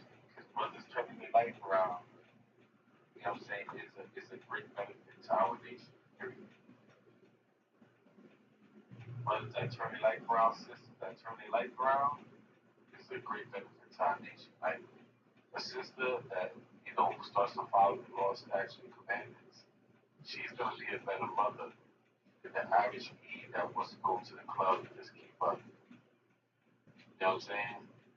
And the average me that's trying to keep up with society and keep up with the Joneses, she's going to neglect her children just to try to keep up with society. You know what I'm saying? Trying to keep up with the Kardashians. But, right, the sister, that's fully wrapped in and fully tapped in with being an Israelite. And she's gonna love on her husband, love on her children, and be like her foremothers, her mighty foremothers in the Bible. You know what I'm saying? So, these type of things, they improve our community. Me speaking personally, man, I wouldn't give a damn, man. I would sell drugs to anybody in my community, shoot after anybody in my community. You know what I'm saying?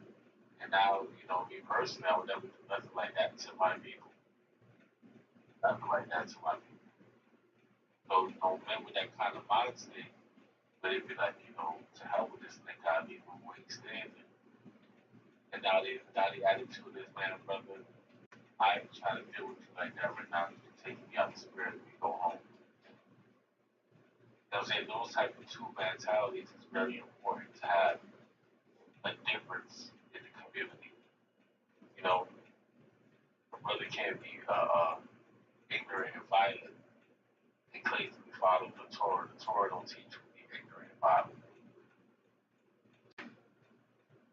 Okay? It's taught me so much. Back to my wife, man. We've been married 4 years now. We just had our first baby 3.5 weeks ago. Congratulations. I appreciate it, man. It's a great feeling. This is my second. I have one from my first marriage. This is her first. And it took a while to get there. We had to go through a lot for this even happen. But it happened at the right time. My wife's finally, my brother told her she finally accepted the truth. And she's been going hard at it. And my wife wasn't, she's from New Orleans originally. It's always dirty food. She wore jeans, constantly tight jeans, like, stuff like that. And now she's, man, I don't even think she's in her jeans in the house. I said within the last year, a transition, I can see major transition. I mean, it came from a point where she, couldn't have some house. She got it with her own scriptures and didn't want to accept the scriptures. And but just as I studied, she just made in the back room. Yeah, when I studied in my office, little bit I know, she back there taking notes. She fact checking stuff, asking her dad stuff that we learn and what we teach. And she asked me certain things you don't have an answer for. And some of the stuff, you don't get a pastor, you know the truth.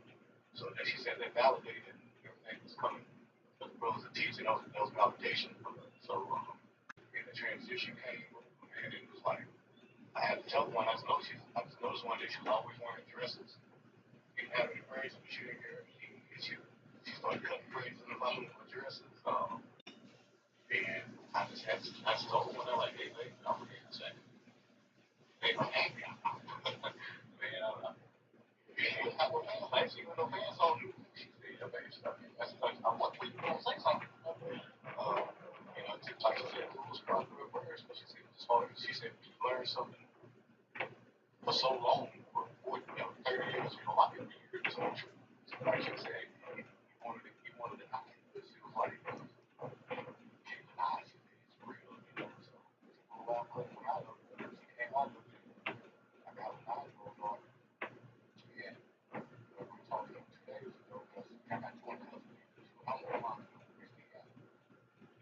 and it's true, and my wife's like, that's all she was dressing on there, yesterday they have been a struggle. My mom still home with her mom. My mom did go there. She went to the morning.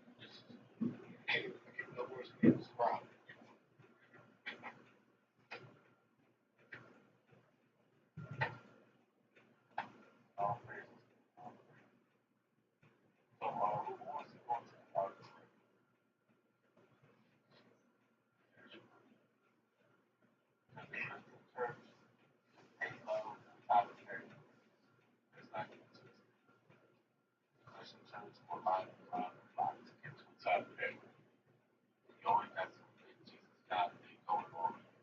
So let's read this off. Read this one again.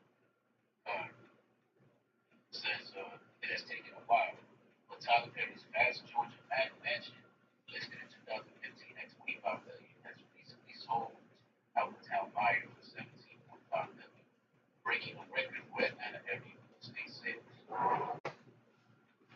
Perry purchased the yet unimproved 17 acres in 2005 from Atlanta.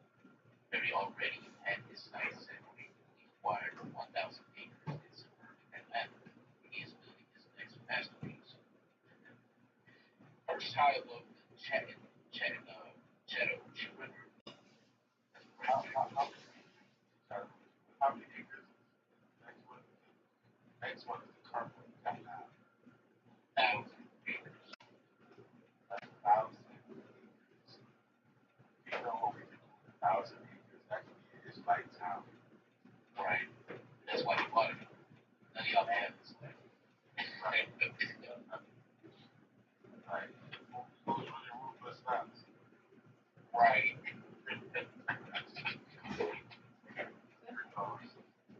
Yeah, right. Perched high above the Chattahoochee River, the 31,688 square foot home has 7 bedrooms and 14 baths, stately formal rooms, a 2-story library, infinity edged swimming pool, lighted tennis court on top of a 2-story parking garage, fully equipped gym, spa, theater, hobby house, underground golf room with catering kitchen. There are both formal and informal gardens, an entire formal and informal gardens. They just have a garden like Yeah, I heard that. yes, I could have to guess that. It's like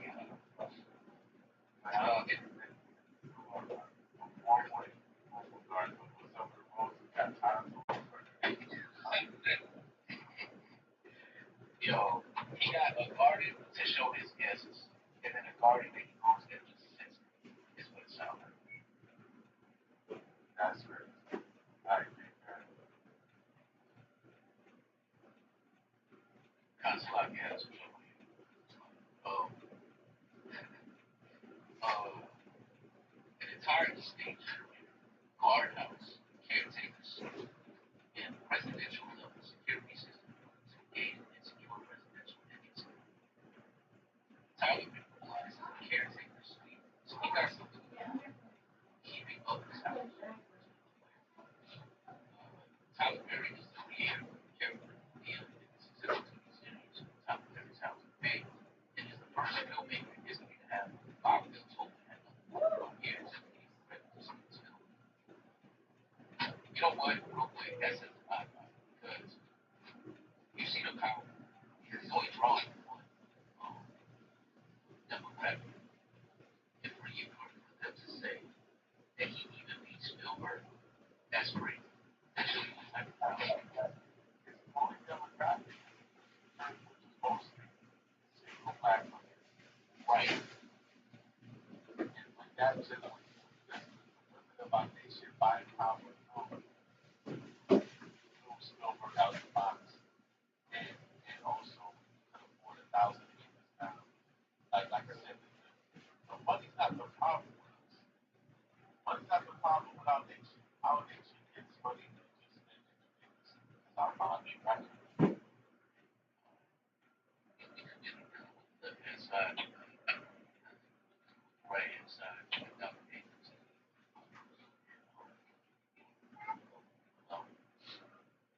Really?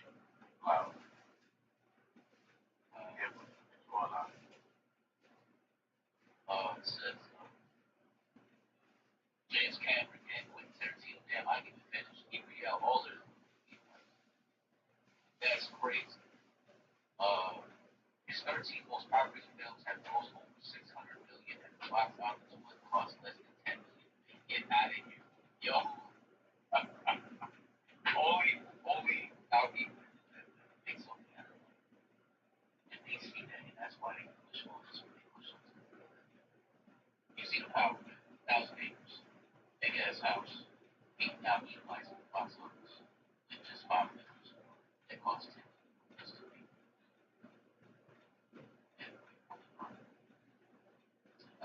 Despite being independent with his own studio and filling the major roles himself, Tyler has been able to bring in a larger share of profits.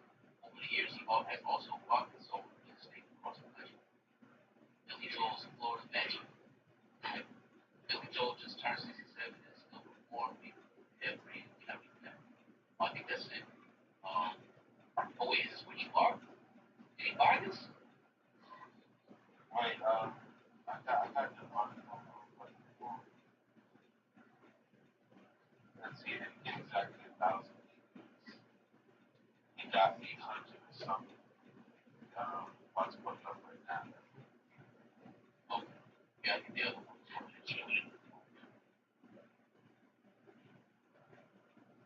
Yeah, I got this one. Let's start reading this article. This will make me back. This ain't a long article. And I'll be with you. I wonder what he's gonna do. You know, what would be crazy if he came out of left field and did something great and shot the soul. I say he's going to, but man, if he did, it's what we know in U.S. history. What up? So I did want to say though, like, if that was to even happen, I just want y'all to remember what happened in Waco, and they were Israelites. So just imagine that. Like, it would be way worse on our people with, ATF government just going in and killing us. So that's the only reason why we can't. Yeah, they did see. It's a lot of people that shot. Okay. Alright, it says social media BX is Tyler Perry supporting 100 million it reads media mogul Tyler Perry is building a new house in Manhattan and is reportedly a $1 million mansion. Owners of the state have begun servicing online. The internet is going wild. The personal project for Perry has been in the works for years, but it's not quite done yet. The project dates back to 2013. The Dia Act reportedly purchased 856 acres in CLUBHOUSE Chapter. A lot of the residents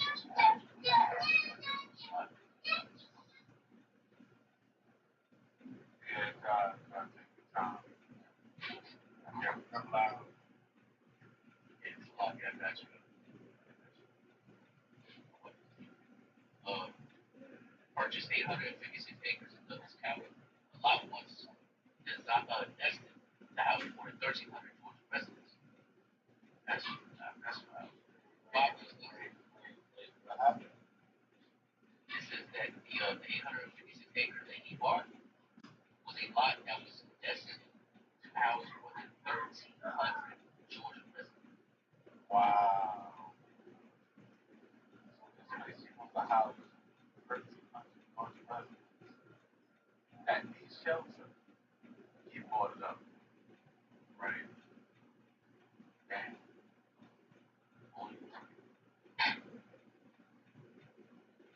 Ain't that right.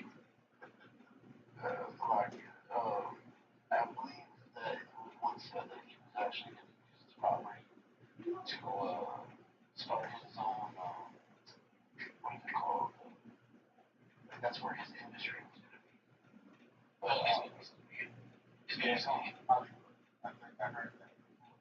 Like, it's going to Hollywood type of thing. And you know why he is doing it in Georgia as well is because of the taxes.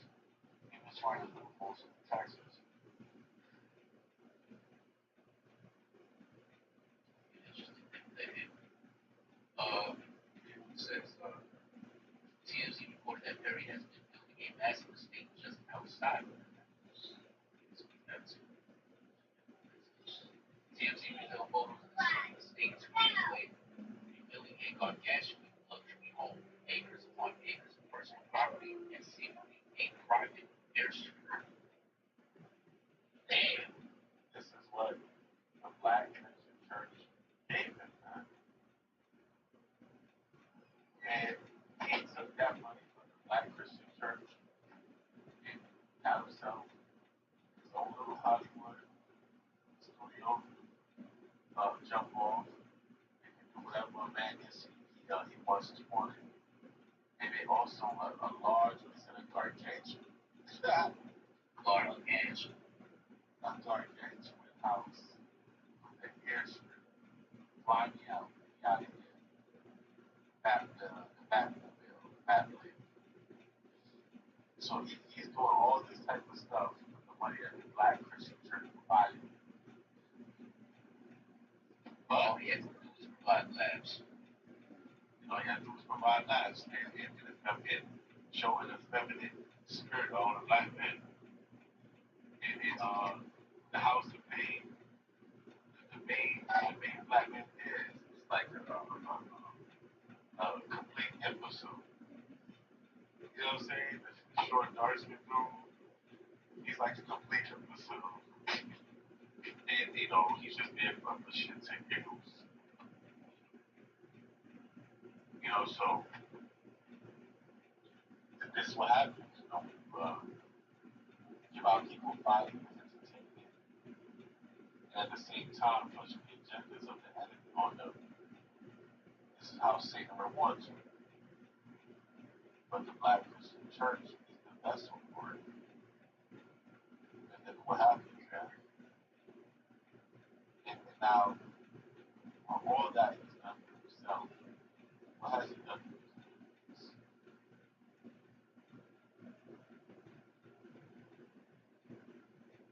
Money. Sold the trade. He sold the trade that he gets out.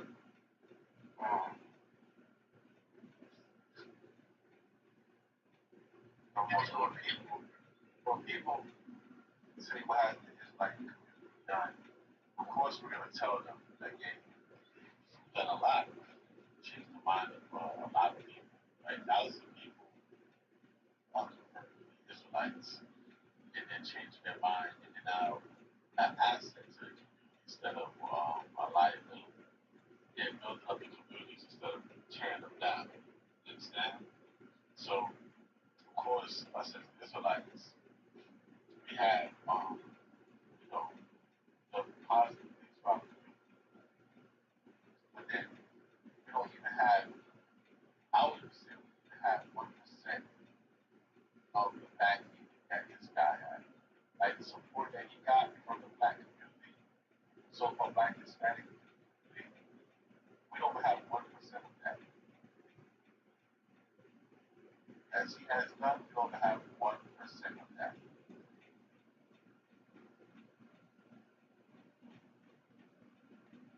Gotta be wicked to get that back.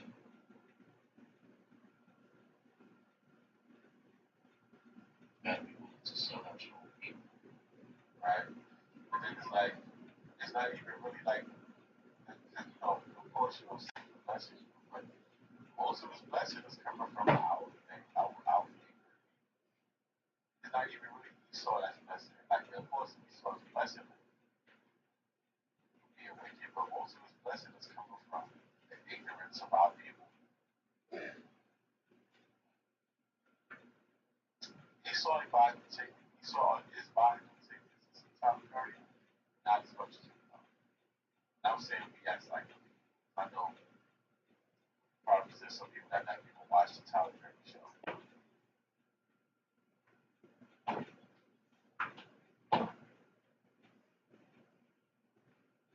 So, when people say, what have the Israelites done? We've done a lot, but what have the Christian church done? You see how much they make. If we do more than the Christian church is making way more than us, what does that really say, y'all? Gotta be teaching teaching something. They got AI versus being able to just have themselves. They're not I have free will. I can be what I want to be. Look, Jesus. They don't want to hear nothing. They don't want to hear accountability.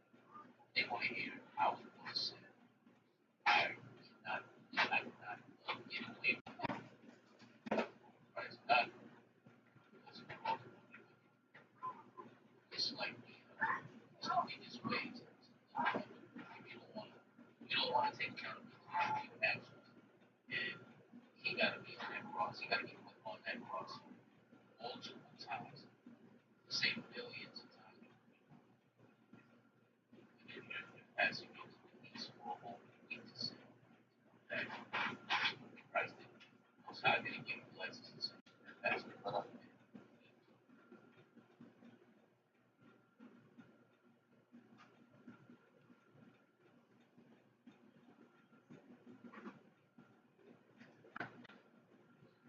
Right.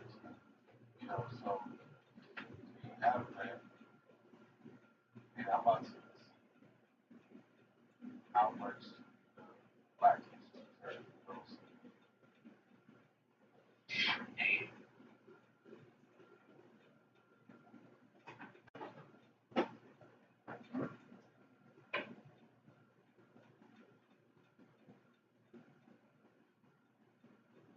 And real quick, Joe Ross, a lot of people know me inside that article. So there's a history in it. Yeah.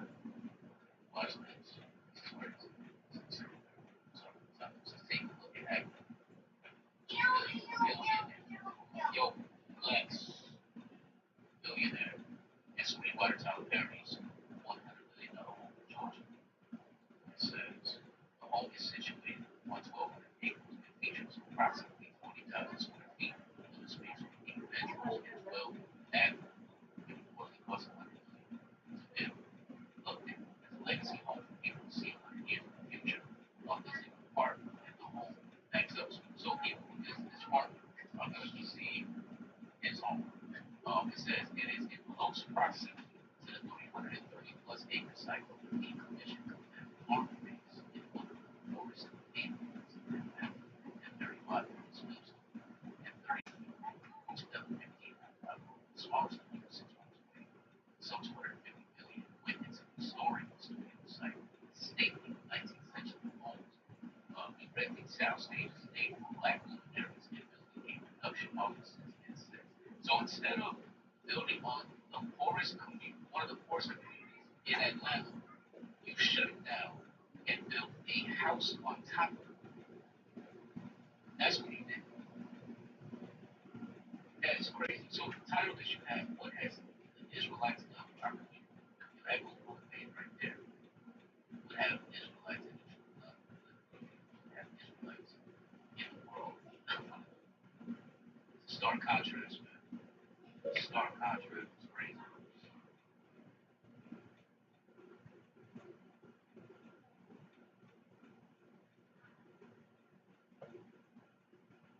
So annually, the Black Christian Church gets $11.5 billion. Damn. That's what I'm saying. Like, money isn't the problem. Money is not the problem. It's the minds of our people, what they do with the money, right? It's the minds of our people and what they do with the money. Because where is $11 billion going a year?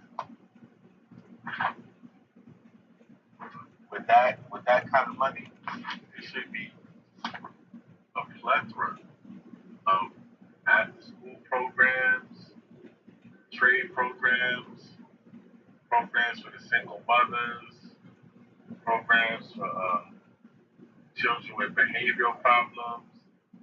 You know what I'm saying?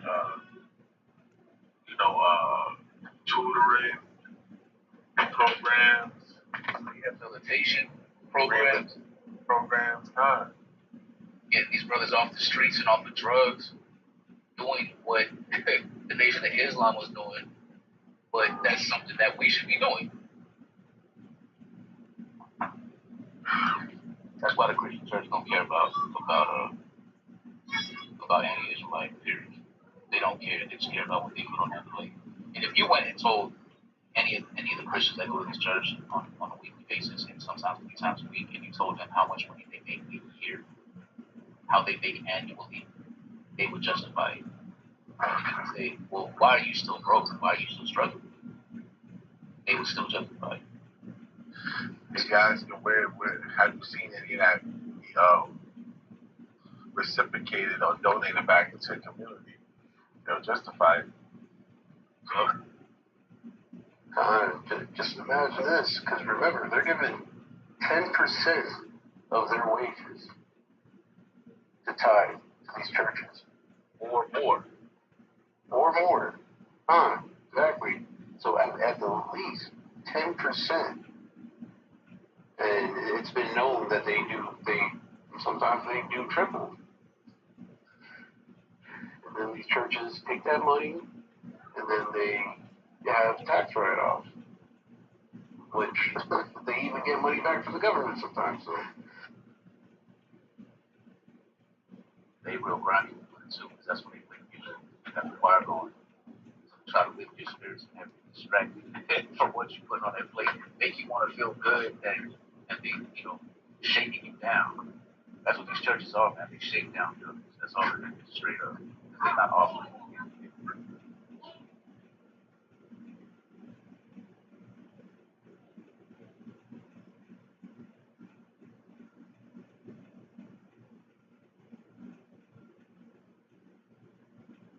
But we must be church hurt though. The church must have hurt us somehow, which is why we do this.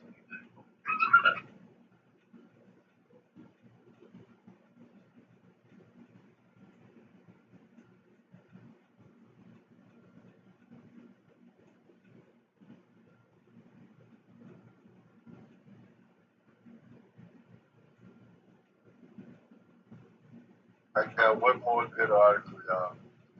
And I'm gonna open up the floor for a group discussion. And unfortunately, I probably gotta hit this from like around 11:30, 12, because I got certain things to do.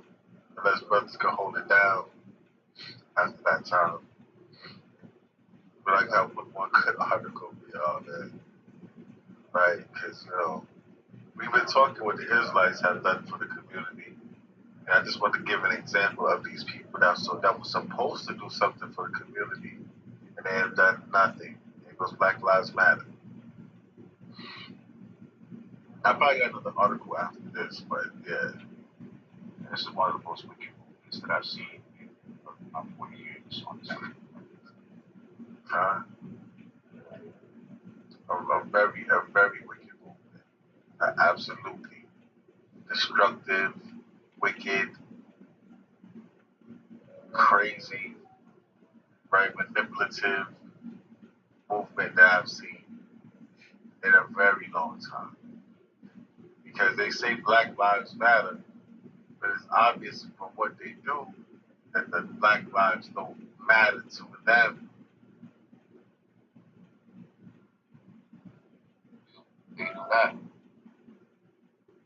Their mission statement was very clear: to destroy the nuclear family structure. I'll never forget that. I will never forget that.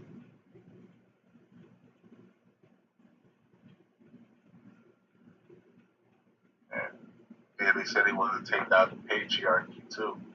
Crazy. Yeah. But it's I guess that's what. Alright.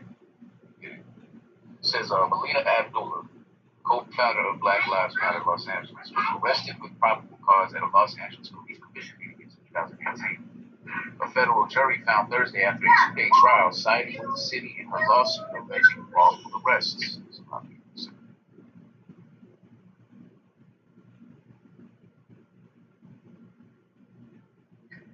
hey brother, I can get it. I got you. I had to shut this one. Abdullah, a California State LA professor and fixture at police commission meetings, was arrested on suspicion of battery against a police officer after an officer said she grabbed his arm. The charges were dropped by the Los Angeles City Attorney's Office. She sued the city and former LAPD Chief Charlie Beck in 2020, about 6 months after the charges were dropped. The jury deliberated for less than 2 hours before returning its verdict that Abdullah was not wrongfully arrested by the LAPD Detective Jason Curtis. I'm in shock, Abdullah said outside the courtroom Thursday. Just like Salaki, that was something wrong with Salaki. Okay, calm.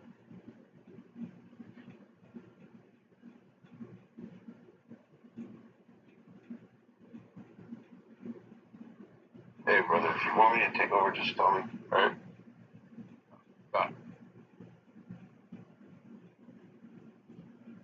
Yeah, this is what I want.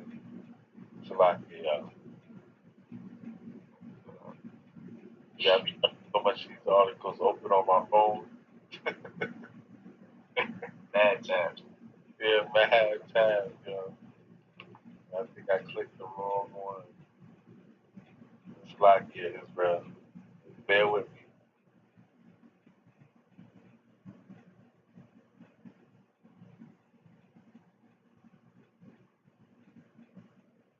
That's what I really wanted.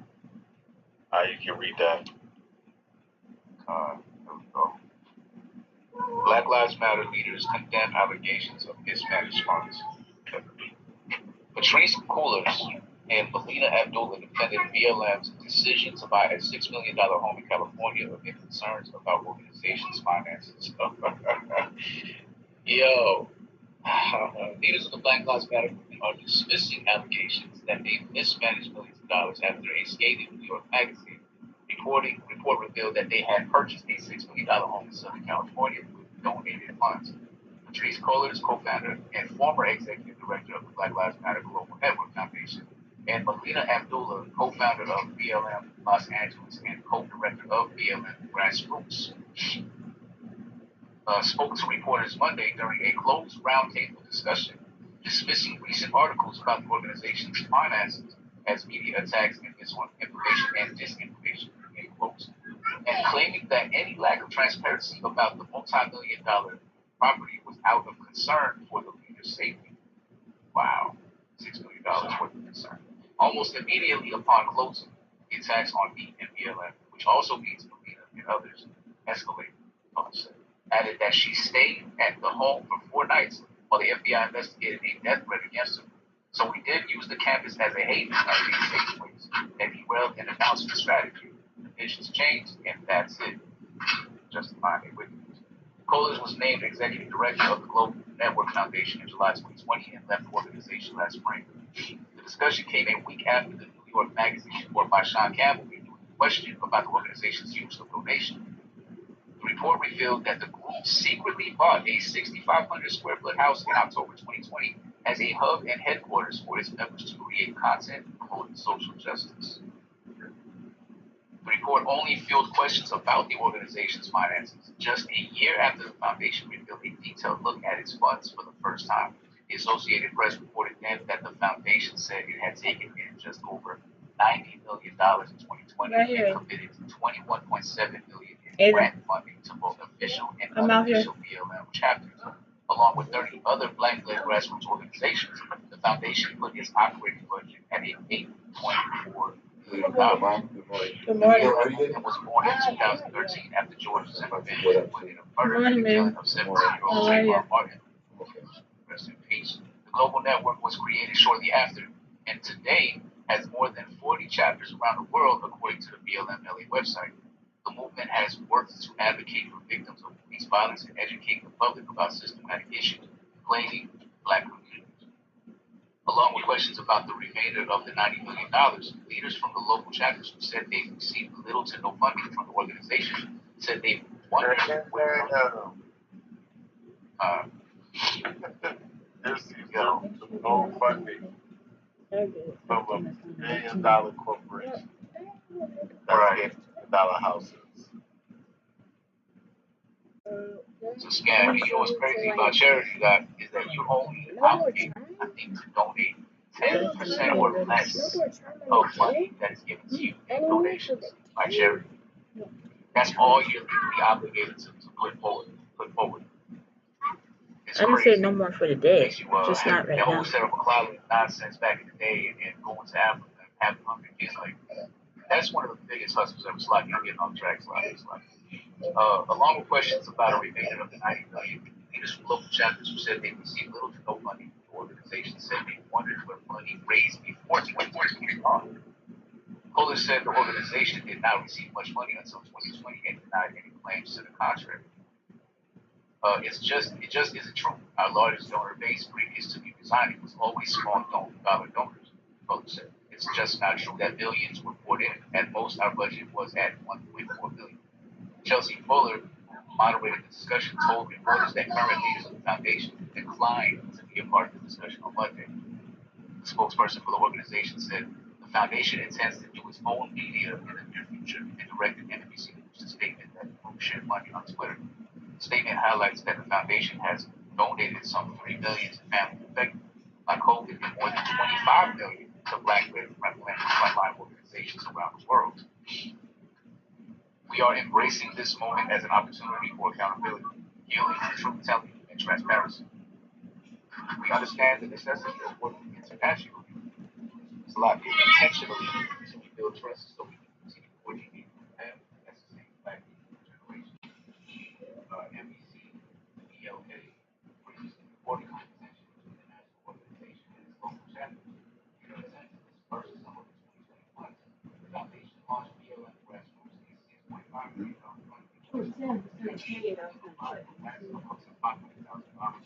Local organizers said then that they had no knowledge that such a fund would be created and that they would not ask for input about the appointment of colors as the executive director of the network. This, they said then, was just another example of the organization's lack of transparency. This is not a new conversation we're having. It's one that keeps coming up.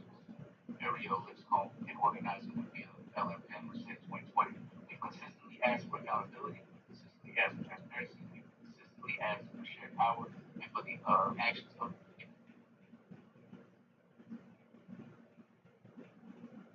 Obviously, this is your stance. Y'all chill in the club. Y'all the club camp. You know what I'm saying? That's the label that y'all gonna have. And it is what it is. There's no other club. There's no other camps in the clubs. Maybe whoever joined y'all, but as a camp, I haven't seen no camp going to clubs. I'm not, this ain't no respect to persons, brother, and it is what it is. It's not a good look, but this is your stance. Then don't rebuttal nobody saying. Tim, who? Oh, just one. Yeah, go ahead. Just send whatever you're getting in there. Just send to the bank. Actually, you know what? Send that to me because I gotta pay this guy. Okay. Yeah, you know what I mean. Yeah. So send it to Neptune TV. I mean, I'm there. Send it on Neptune. Yeah. Just send it here. Really, any payment you get, send it here because I gotta pay him.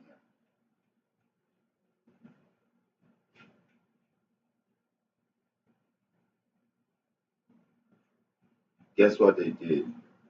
They recorded the conversation. They were recording. They recorded that whole room yesterday. They recorded the whole room. And it makes us look bad because that was done in HOI's room. All that filing. And Child Paul was leading it, talking about, because they know they're going to, they'll delete it. He didn't know that if shit don't go right, it's going to be deleted. They were recording. Remember he said yesterday he had his officers in different rooms? Now, is this people that you can trust? These are people, this is somebody that you were all booing for yesterday. They brought Ariella back up and mad at him.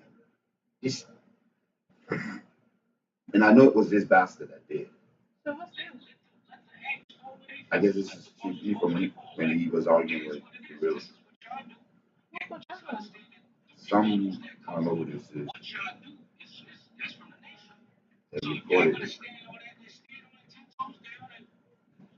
Don't rebuttal it. Just leave it alone. Don't answer no questions. Just keep doing what y'all do. You know what I'm saying? But word of advice, y'all got a school, man. Y'all got a school. If we had a school in Georgia, most of them, let me get it soon. Our shit gonna be a club. We gonna be the wave. Y'all gonna come to our spot. We not going out there. Turn your school into the hot spot. Make your school pop. You know what I'm saying? Put some strobe lights, put some black lights, get a sound system. And y'all be the wave. Stop following the waves. And I yield. In righteousness, in righteousness.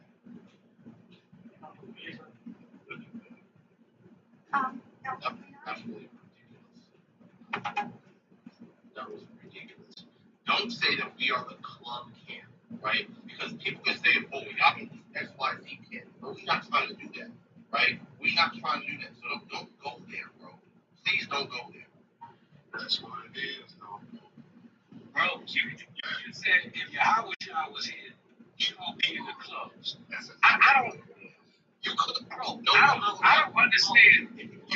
That's ridiculous. Hold on. You just said, go ahead. You want to speak? LeBron called me last night. He assured me you wasn't going to do no shit like this. He assured me of that. He assured me nobody at HOI was going to do what it is that you're doing. And he told me to check you about it just now. What am I doing? What am I doing? Hold on, no disrespect, Gorilla. Hold on, no disrespect, Gorilla, but he didn't contact me about that. No disrespect. So, I mean, no, hold on, brother. Hold on. Just to go by order, he would contact me first if he had a problem with Chief doing something. I'm just saying, going by how we go HOI standard. So I don't know, you said he contacted you. Right now. I just got texted about it right now. Okay, so my thing is, hold on, what did I say? What did I say that's wrong? Hold on. Because I did get word from somebody that wasn't already smoking shots, not brother. That's why I made the room the way I made the room. Now, Ephraim, you was giving some good advice, but that club camp thing, I can see why brothers submit. The club camp comment, I can see why brothers submit. If you say brothers, because I stepped away for a second, you know what I'm saying? I can see if you call brothers a club camp, I can see why they offended. That was out of line. You know what I'm saying? I mean, you could probably say that's probably the perception of the people, but if you say that brothers aren't part of the club camp, that's out of line. Well, listen, right? If somebody got an effeminate spirit, right, but he don't take it up the ass, what you gonna call him? Hey, if somebody needs to sell drugs, what you gonna call him? Chief, you gonna let me know. A prodigal son when he comes back. That's what you call him. When he comes back. So even the truth to sell drugs, though, right? And guess what? And I don't sell drugs no more. Nigga.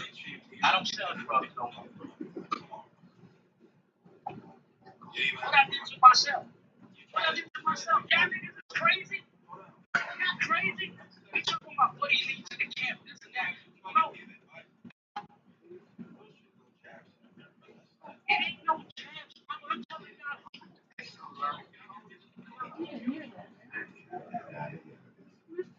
This is why he should have had it.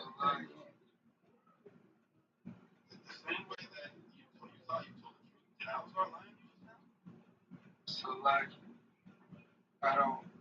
This is the part of the conversation that's not healthy and it's not necessarily getting anywhere. So to be able to talk about these topics, like the elder Yahawahshi kind of spoke about it in the very beginning, to comfortably talk about it, to whether in the public, private, etc., to give Alizar that space to speak on.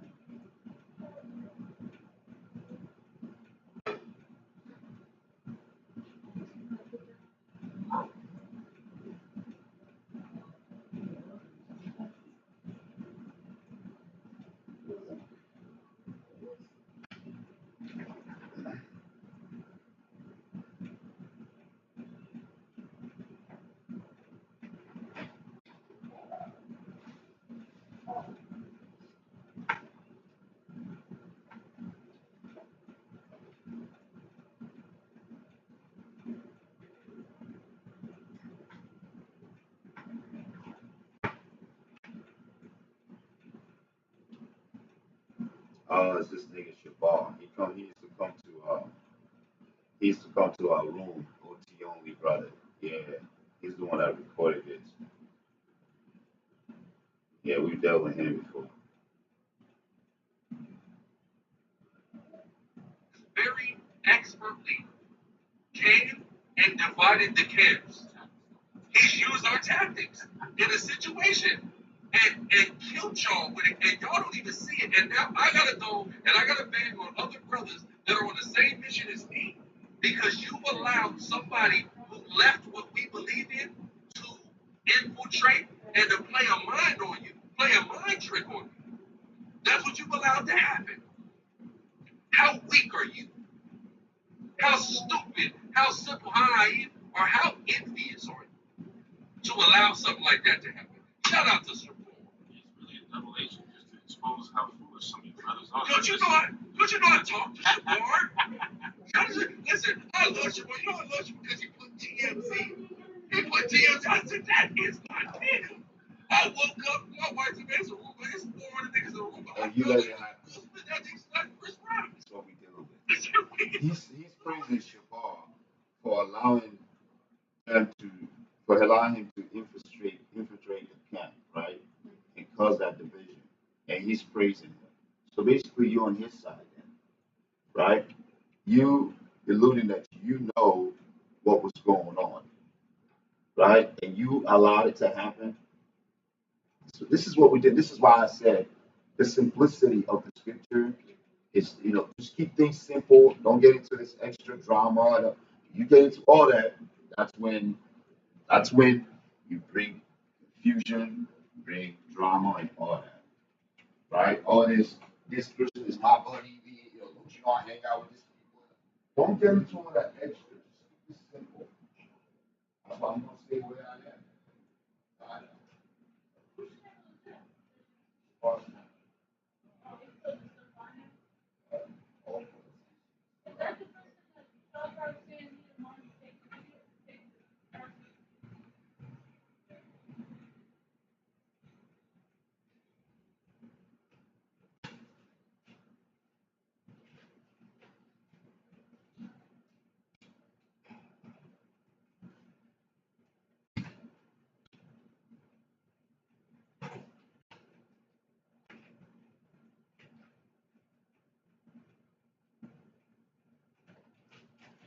All right, Dad is going in, Aiden.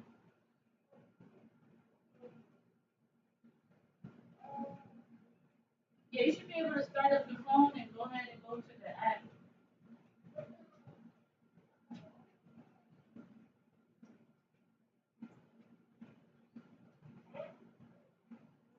Huh? Yeah, that's what I'm saying. You should be able to turn it on now. Just turn it back.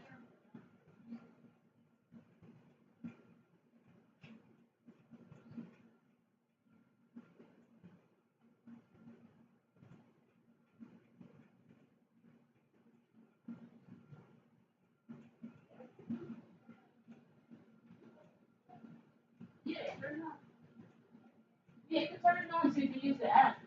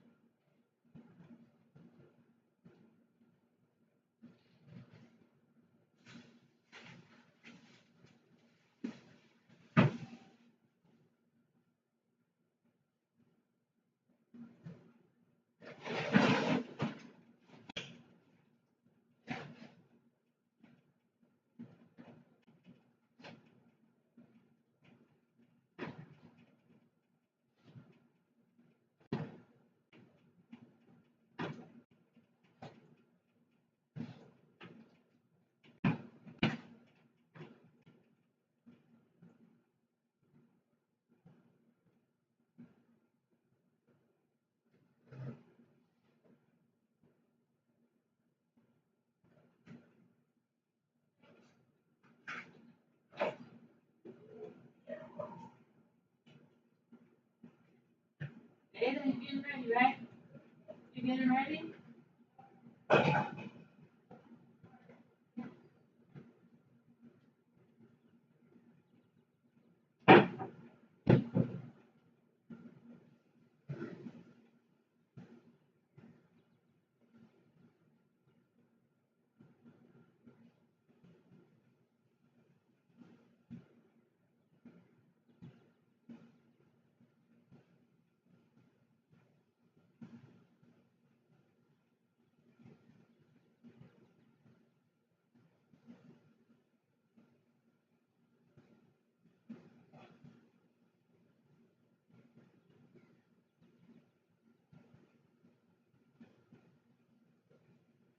You brush your teeth already, Ada? Huh? Did you brush your teeth? Yeah, don't do anything. I want you to follow the app. That's what you should be following. So I want you to follow the app. You understand? Huh? Okay. Yeah, follow the app. That's why I gave you the phone.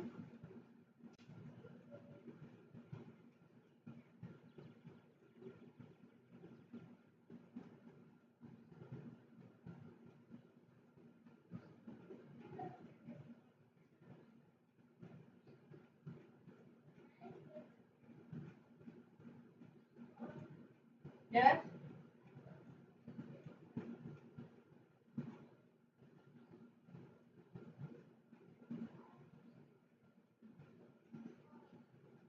What I said? Huh? Can't hear you.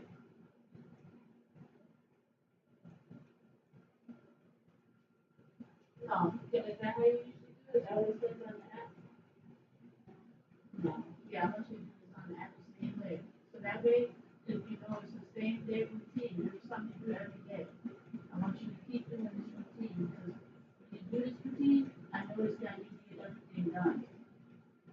All right? If you don't do it, you forget stuff, and I don't want you to do that. I want you to continue to get everything done that you were doing before. Okay? Keep your body clean. You gotta stay clean. All right? All right. I'm going, huh? Might need what? Toothpaste? Okay, yeah, we can get you some more. Just use what's in there now.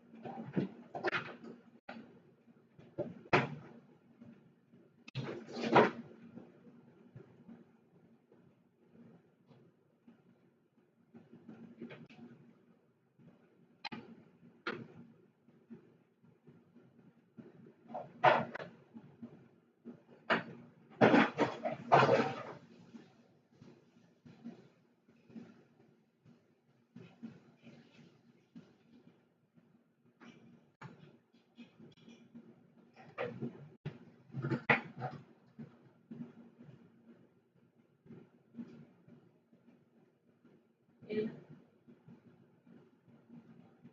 also, you want to make sure that you're washing everything good, and brushing your teeth really well, cleaning out your ears very well. You're going to be doing pop-ups. You know what that is? Me and Dad, you can come in at any time, check on you, make sure you're washing everything good. Certain line parts, Dad will check some. I'll check the ones that don't. That Dad doesn't check, you can check the primary stuff like that.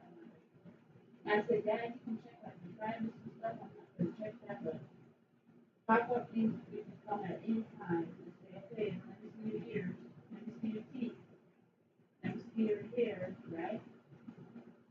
Let me see. No, you're not going to. No, we're not going to do it that way. We're just going to come check on you, make sure you actually wash it and you've been cleaning yourself properly. So that's another reason why you want to make sure that you're cleaning very, very well, okay?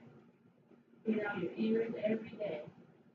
Brush your teeth every day. Put deodorant on. Wash all your body parts. Scrub them. Scrub them with the washcloth. Right? Now I said scrub everything.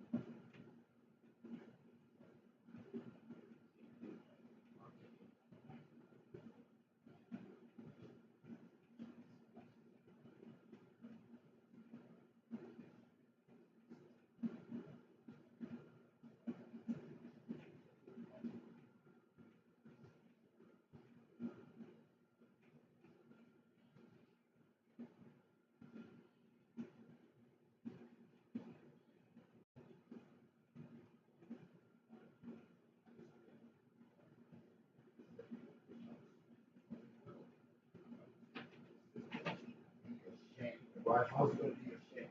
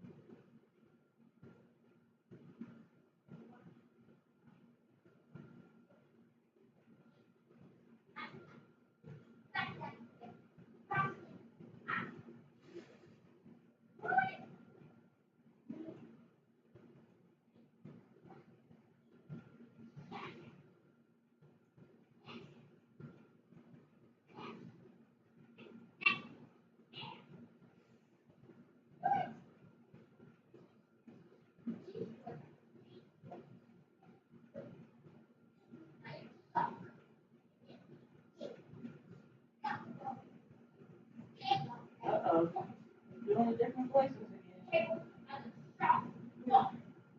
Doing different voices again.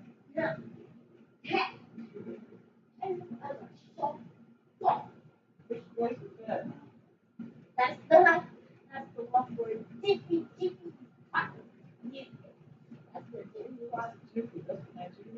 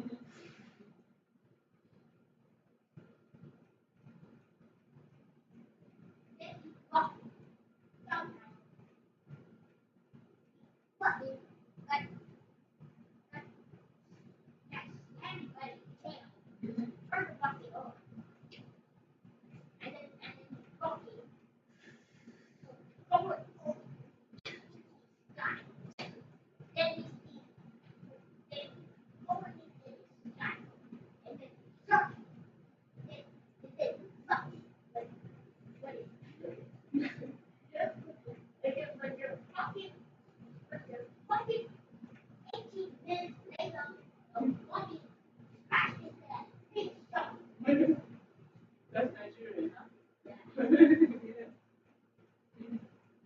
Hey, make sure you put shea butter on your chest and your arms before you put that shirt on. And you shouldn't put that shirt on because that's a PJ shirt. DJ. Okay.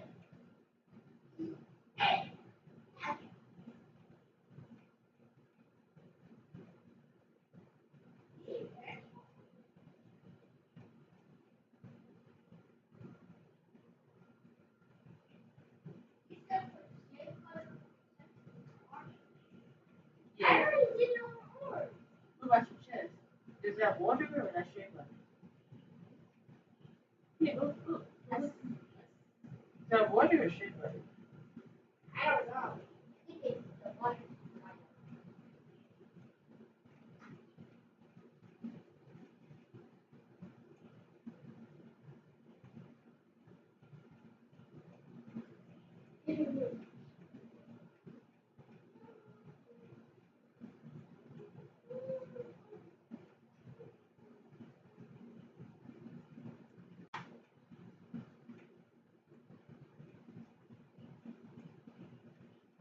Yeah, your hair too, okay?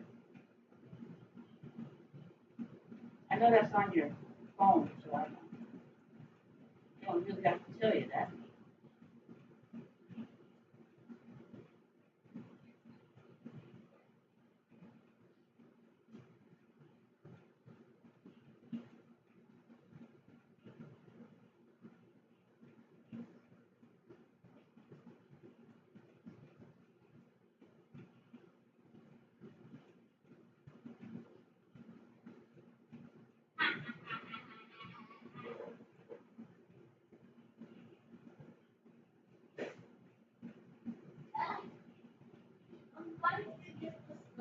Oh,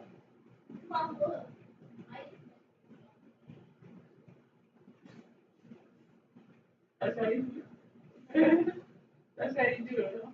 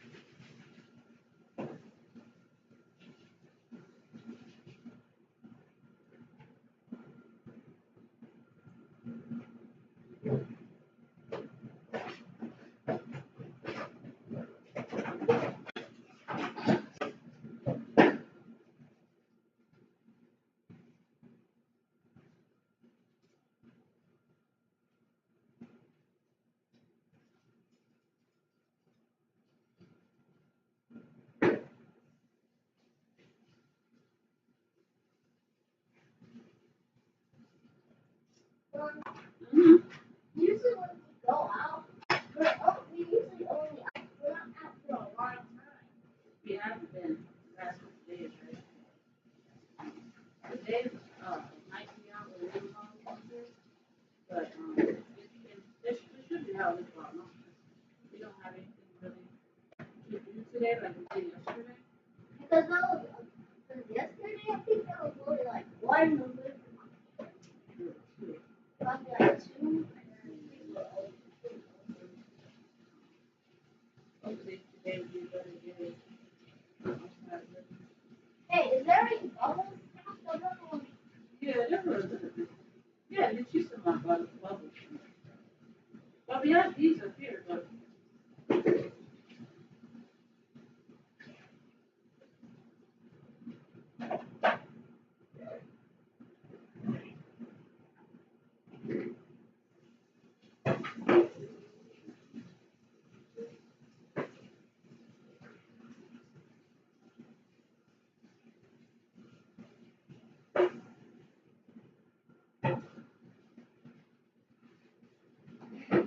That's it now.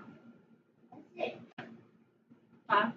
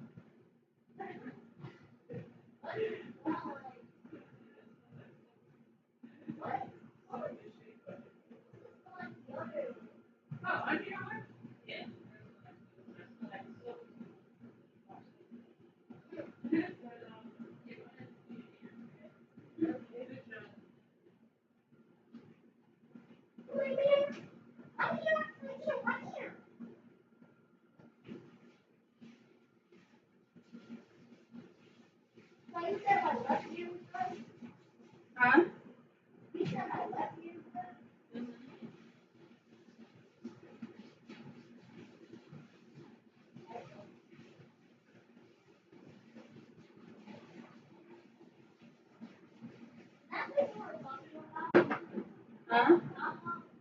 The what? Huh? Oh, the pop-up, yeah. Yeah, that's a pop-up. Anytime. I have a smoothie here for you. Mom, look. It's the earwax. Why does earwax stick to your ears? Mom, Mom, Mom, why does earwax stick to your ears? Why does earwax stick to your ears? Find out.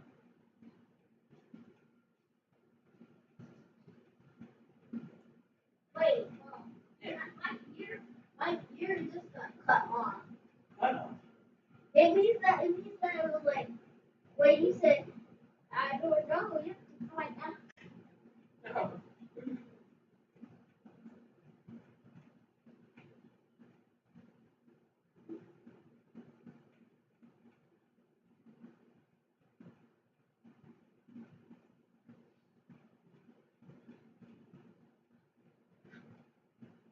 Yeah.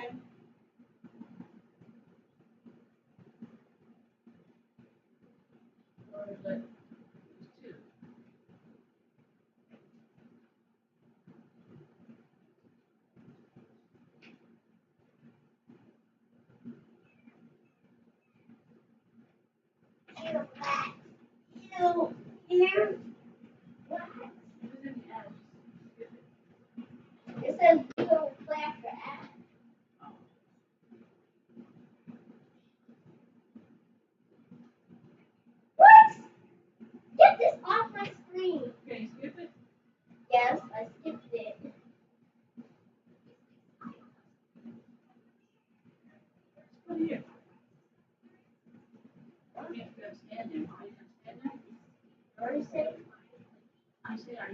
And there really one brings nobody can take it. I think what we use this. No, you can go for it.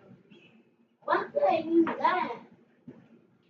Because but grandma looked at she let me use it. Use it. Oh, she did? But that's for the phone. Put the phone up against it. I don't want it. Oh, grandma let you use it one time? Yes. Yeah, I got the one that has like that one doesn't have thing on it. Cushion. Or is it? Doesn't have like a cushion on it. That's better for me. But mine doesn't have the cushion. Yours?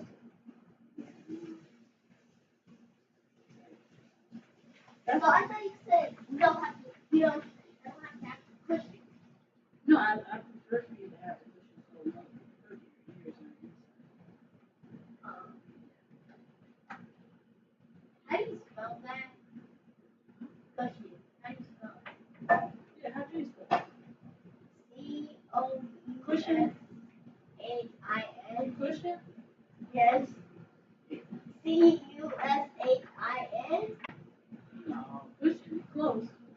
Wait, this one. C-U-S-H. Just C. I know it's silent. It's I. C-U-S-H-I-O-N. Oh, cause you want cushion.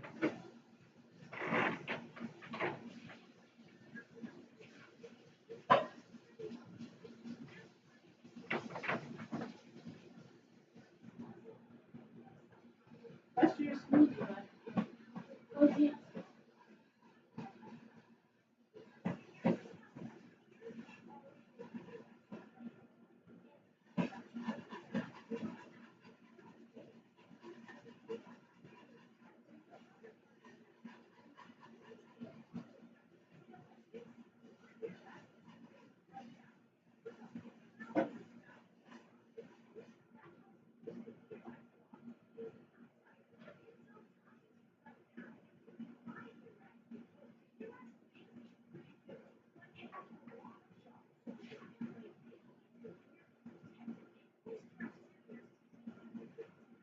This seems thick. Yeah, this is thicker. Thick or thin? Oh, thick. Yeah, put it in the freezer. But I don't like spoons and mustard stir like this.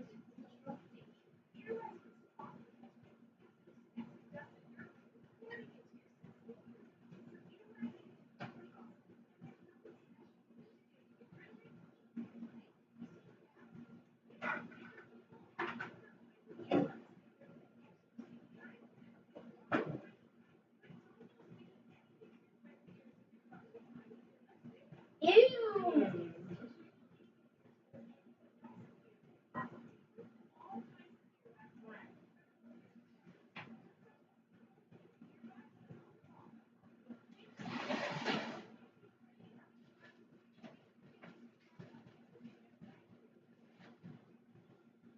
This is already done?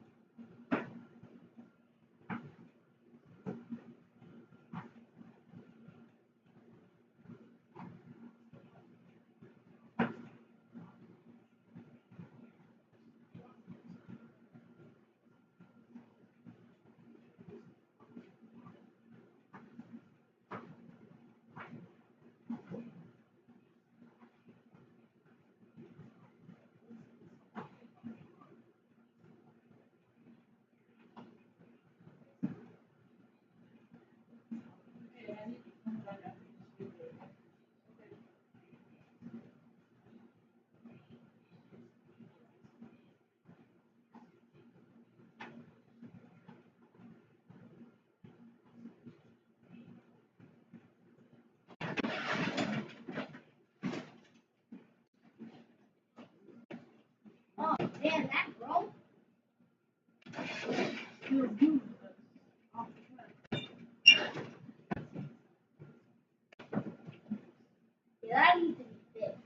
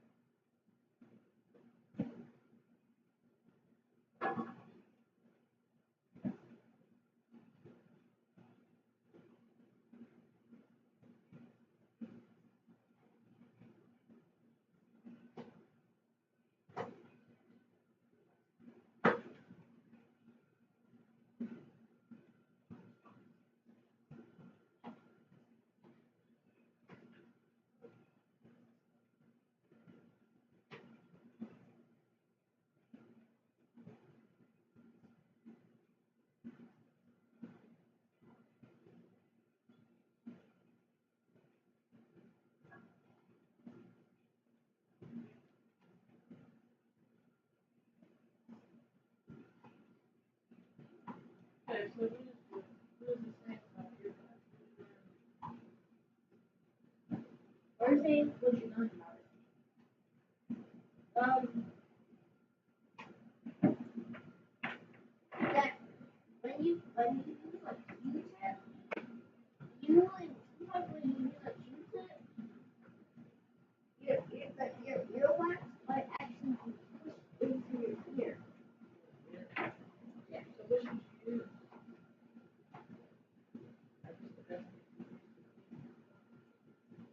Maybe a type of cloth or something. Like tattoos. So why? What does it do though? Why do we need earwax?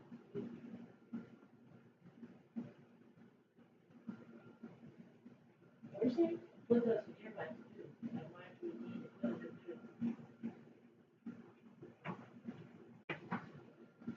Earwax?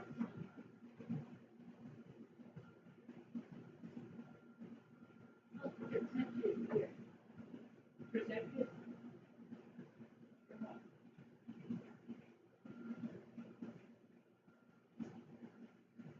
Yeah. From monsters or?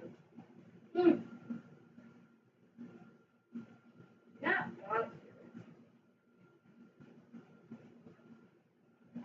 Origin is doing not origin. Yeah, no, I'm saying what does it protect our ears? What does it do? That's what I'm asking.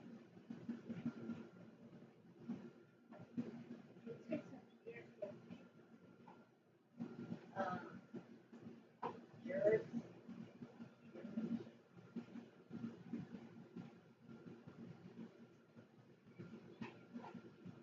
Is that it? Germs? Other than nasty stuff that can get so that's why it's important to have.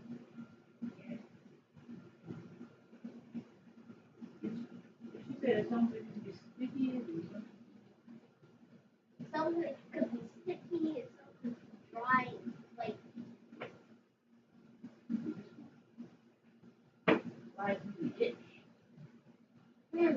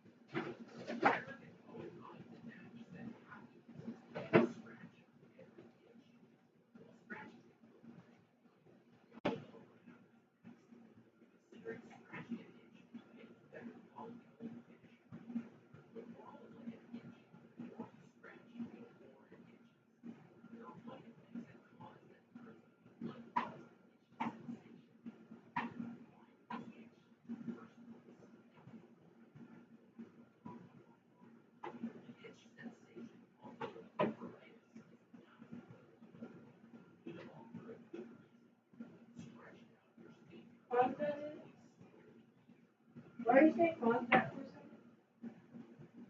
Pause it. Okay, I want you to be able to tell me why. Okay. What did I say?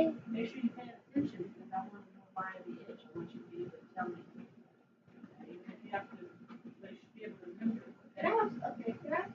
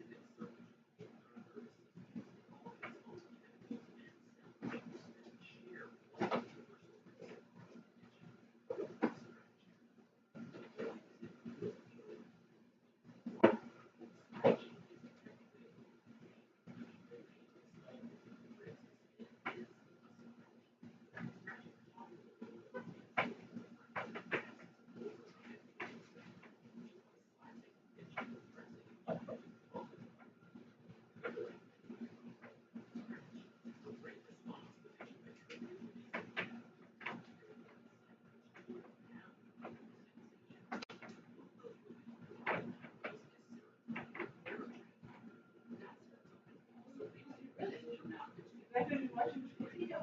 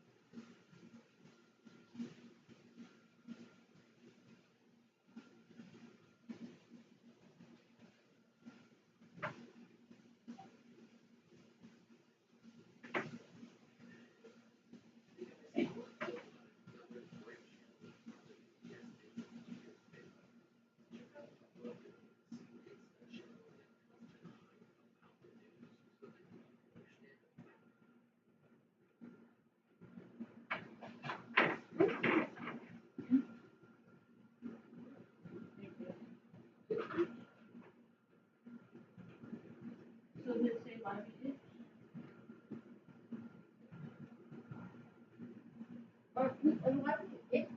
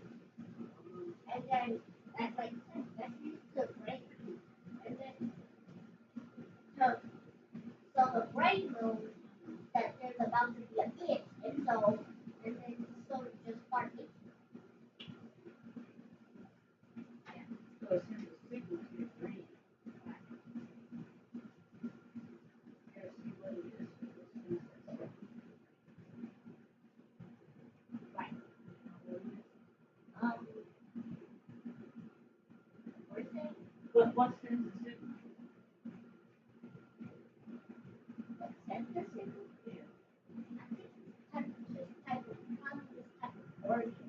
Yeah, let's see. Some type of organ. Okay, let's see if we can find out.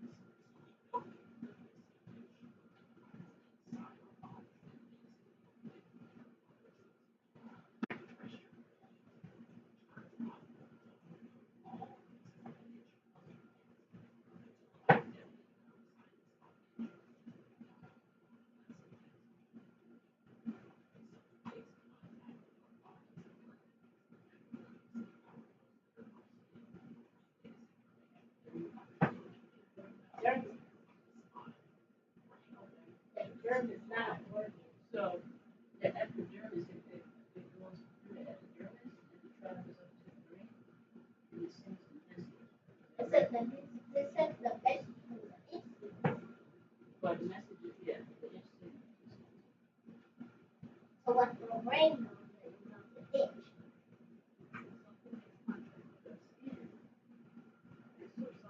Contact with it, there is an ending in the end of your message. It's the outer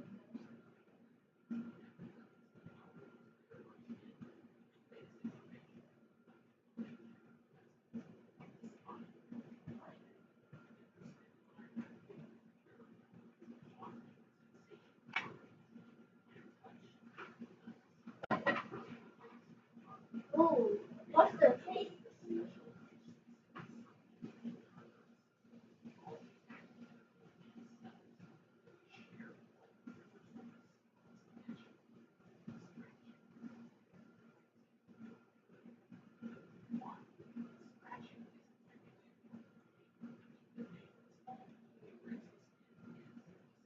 See? Right? And what's the skin?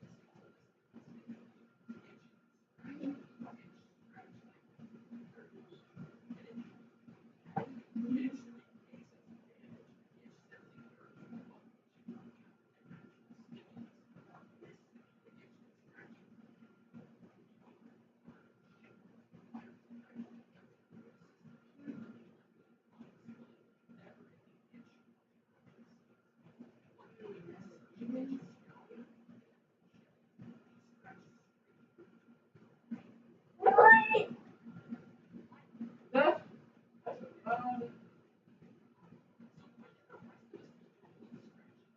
That's what you call your stomach, chest, probably, neck, arms, probably up some grade. Like, in her head, but it should slow down. Scratching her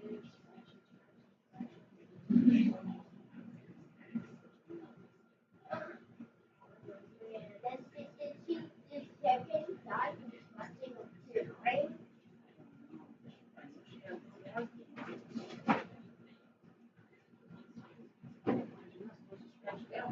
really hard. It is.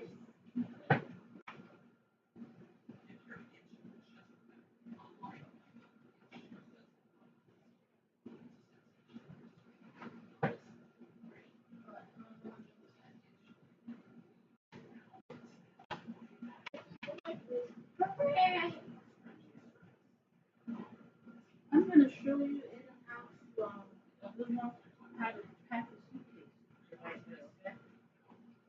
I want to try this. Last time, It was nice. Mama, itchy.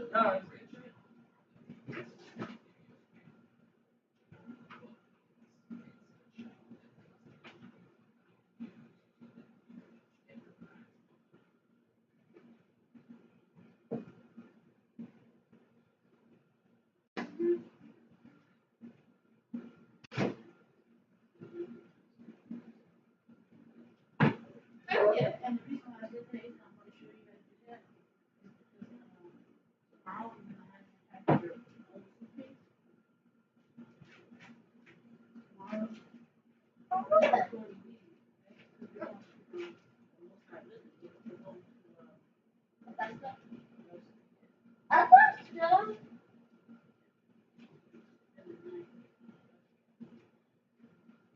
Not Wednesday. well, we're gonna be here Friday and Saturday, come back Saturday evening. I thought we were going to leave on Sunday.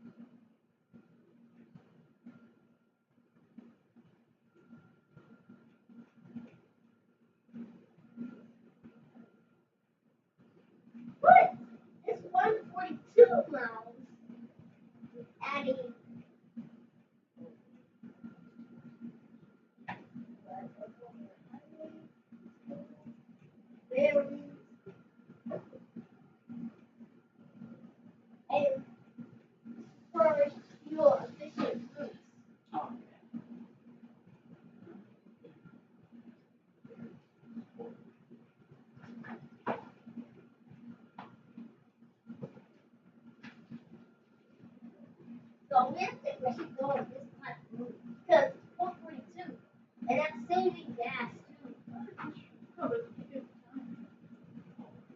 What?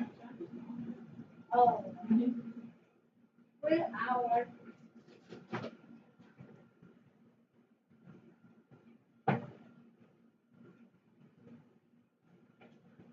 We got 15 years. That's 20 years.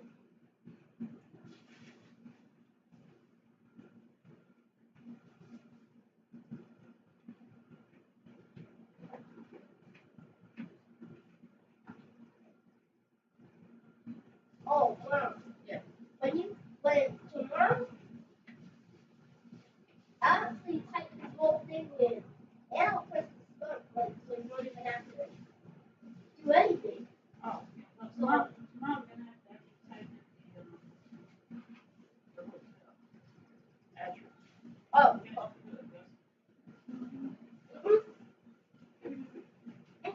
okay.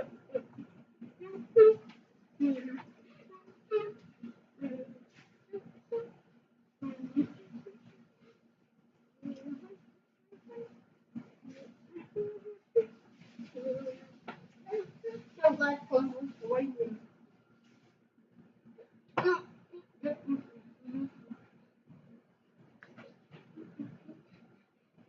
Oh, look. Oh, yeah. Yes. You can go outside too. What you say? I said you can go outside. Okay.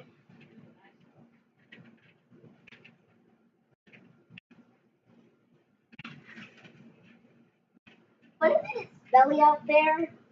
No, I mean if you want to go downstairs, I bring it all out. No, but I'm talking about because of the trash. Yeah, but you're not playing by the side. No.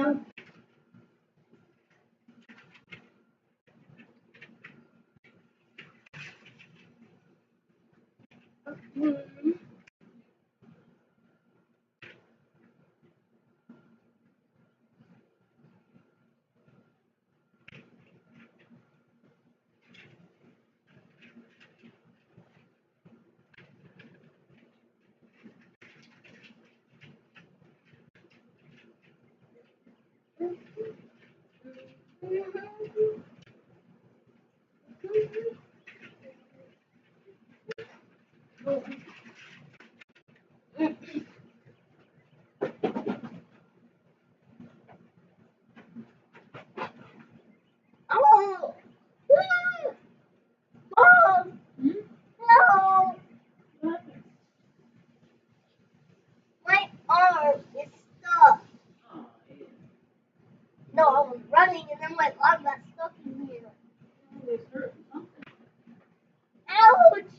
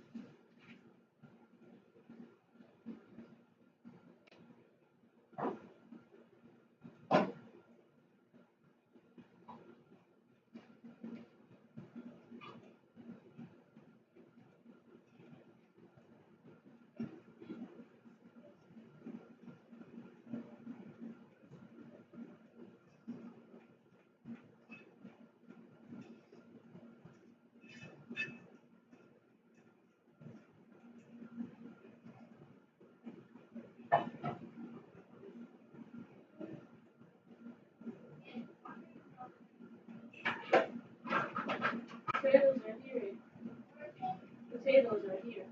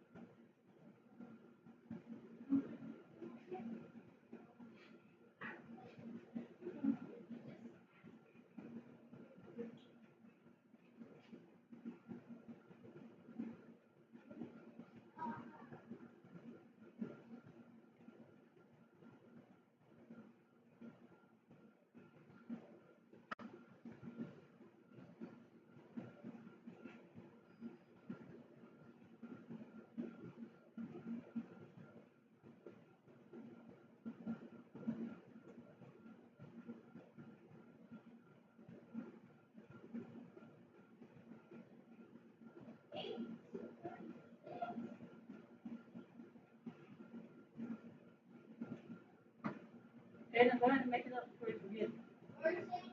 I said, go ahead and make it up before you forget. Okay.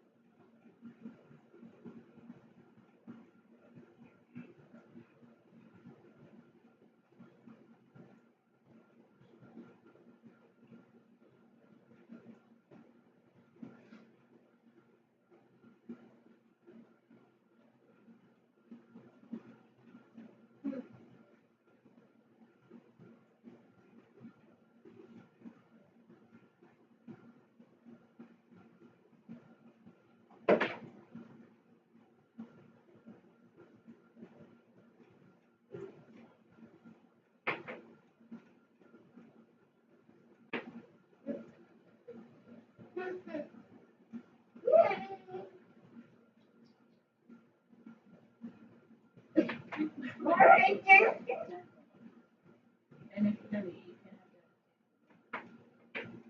Right.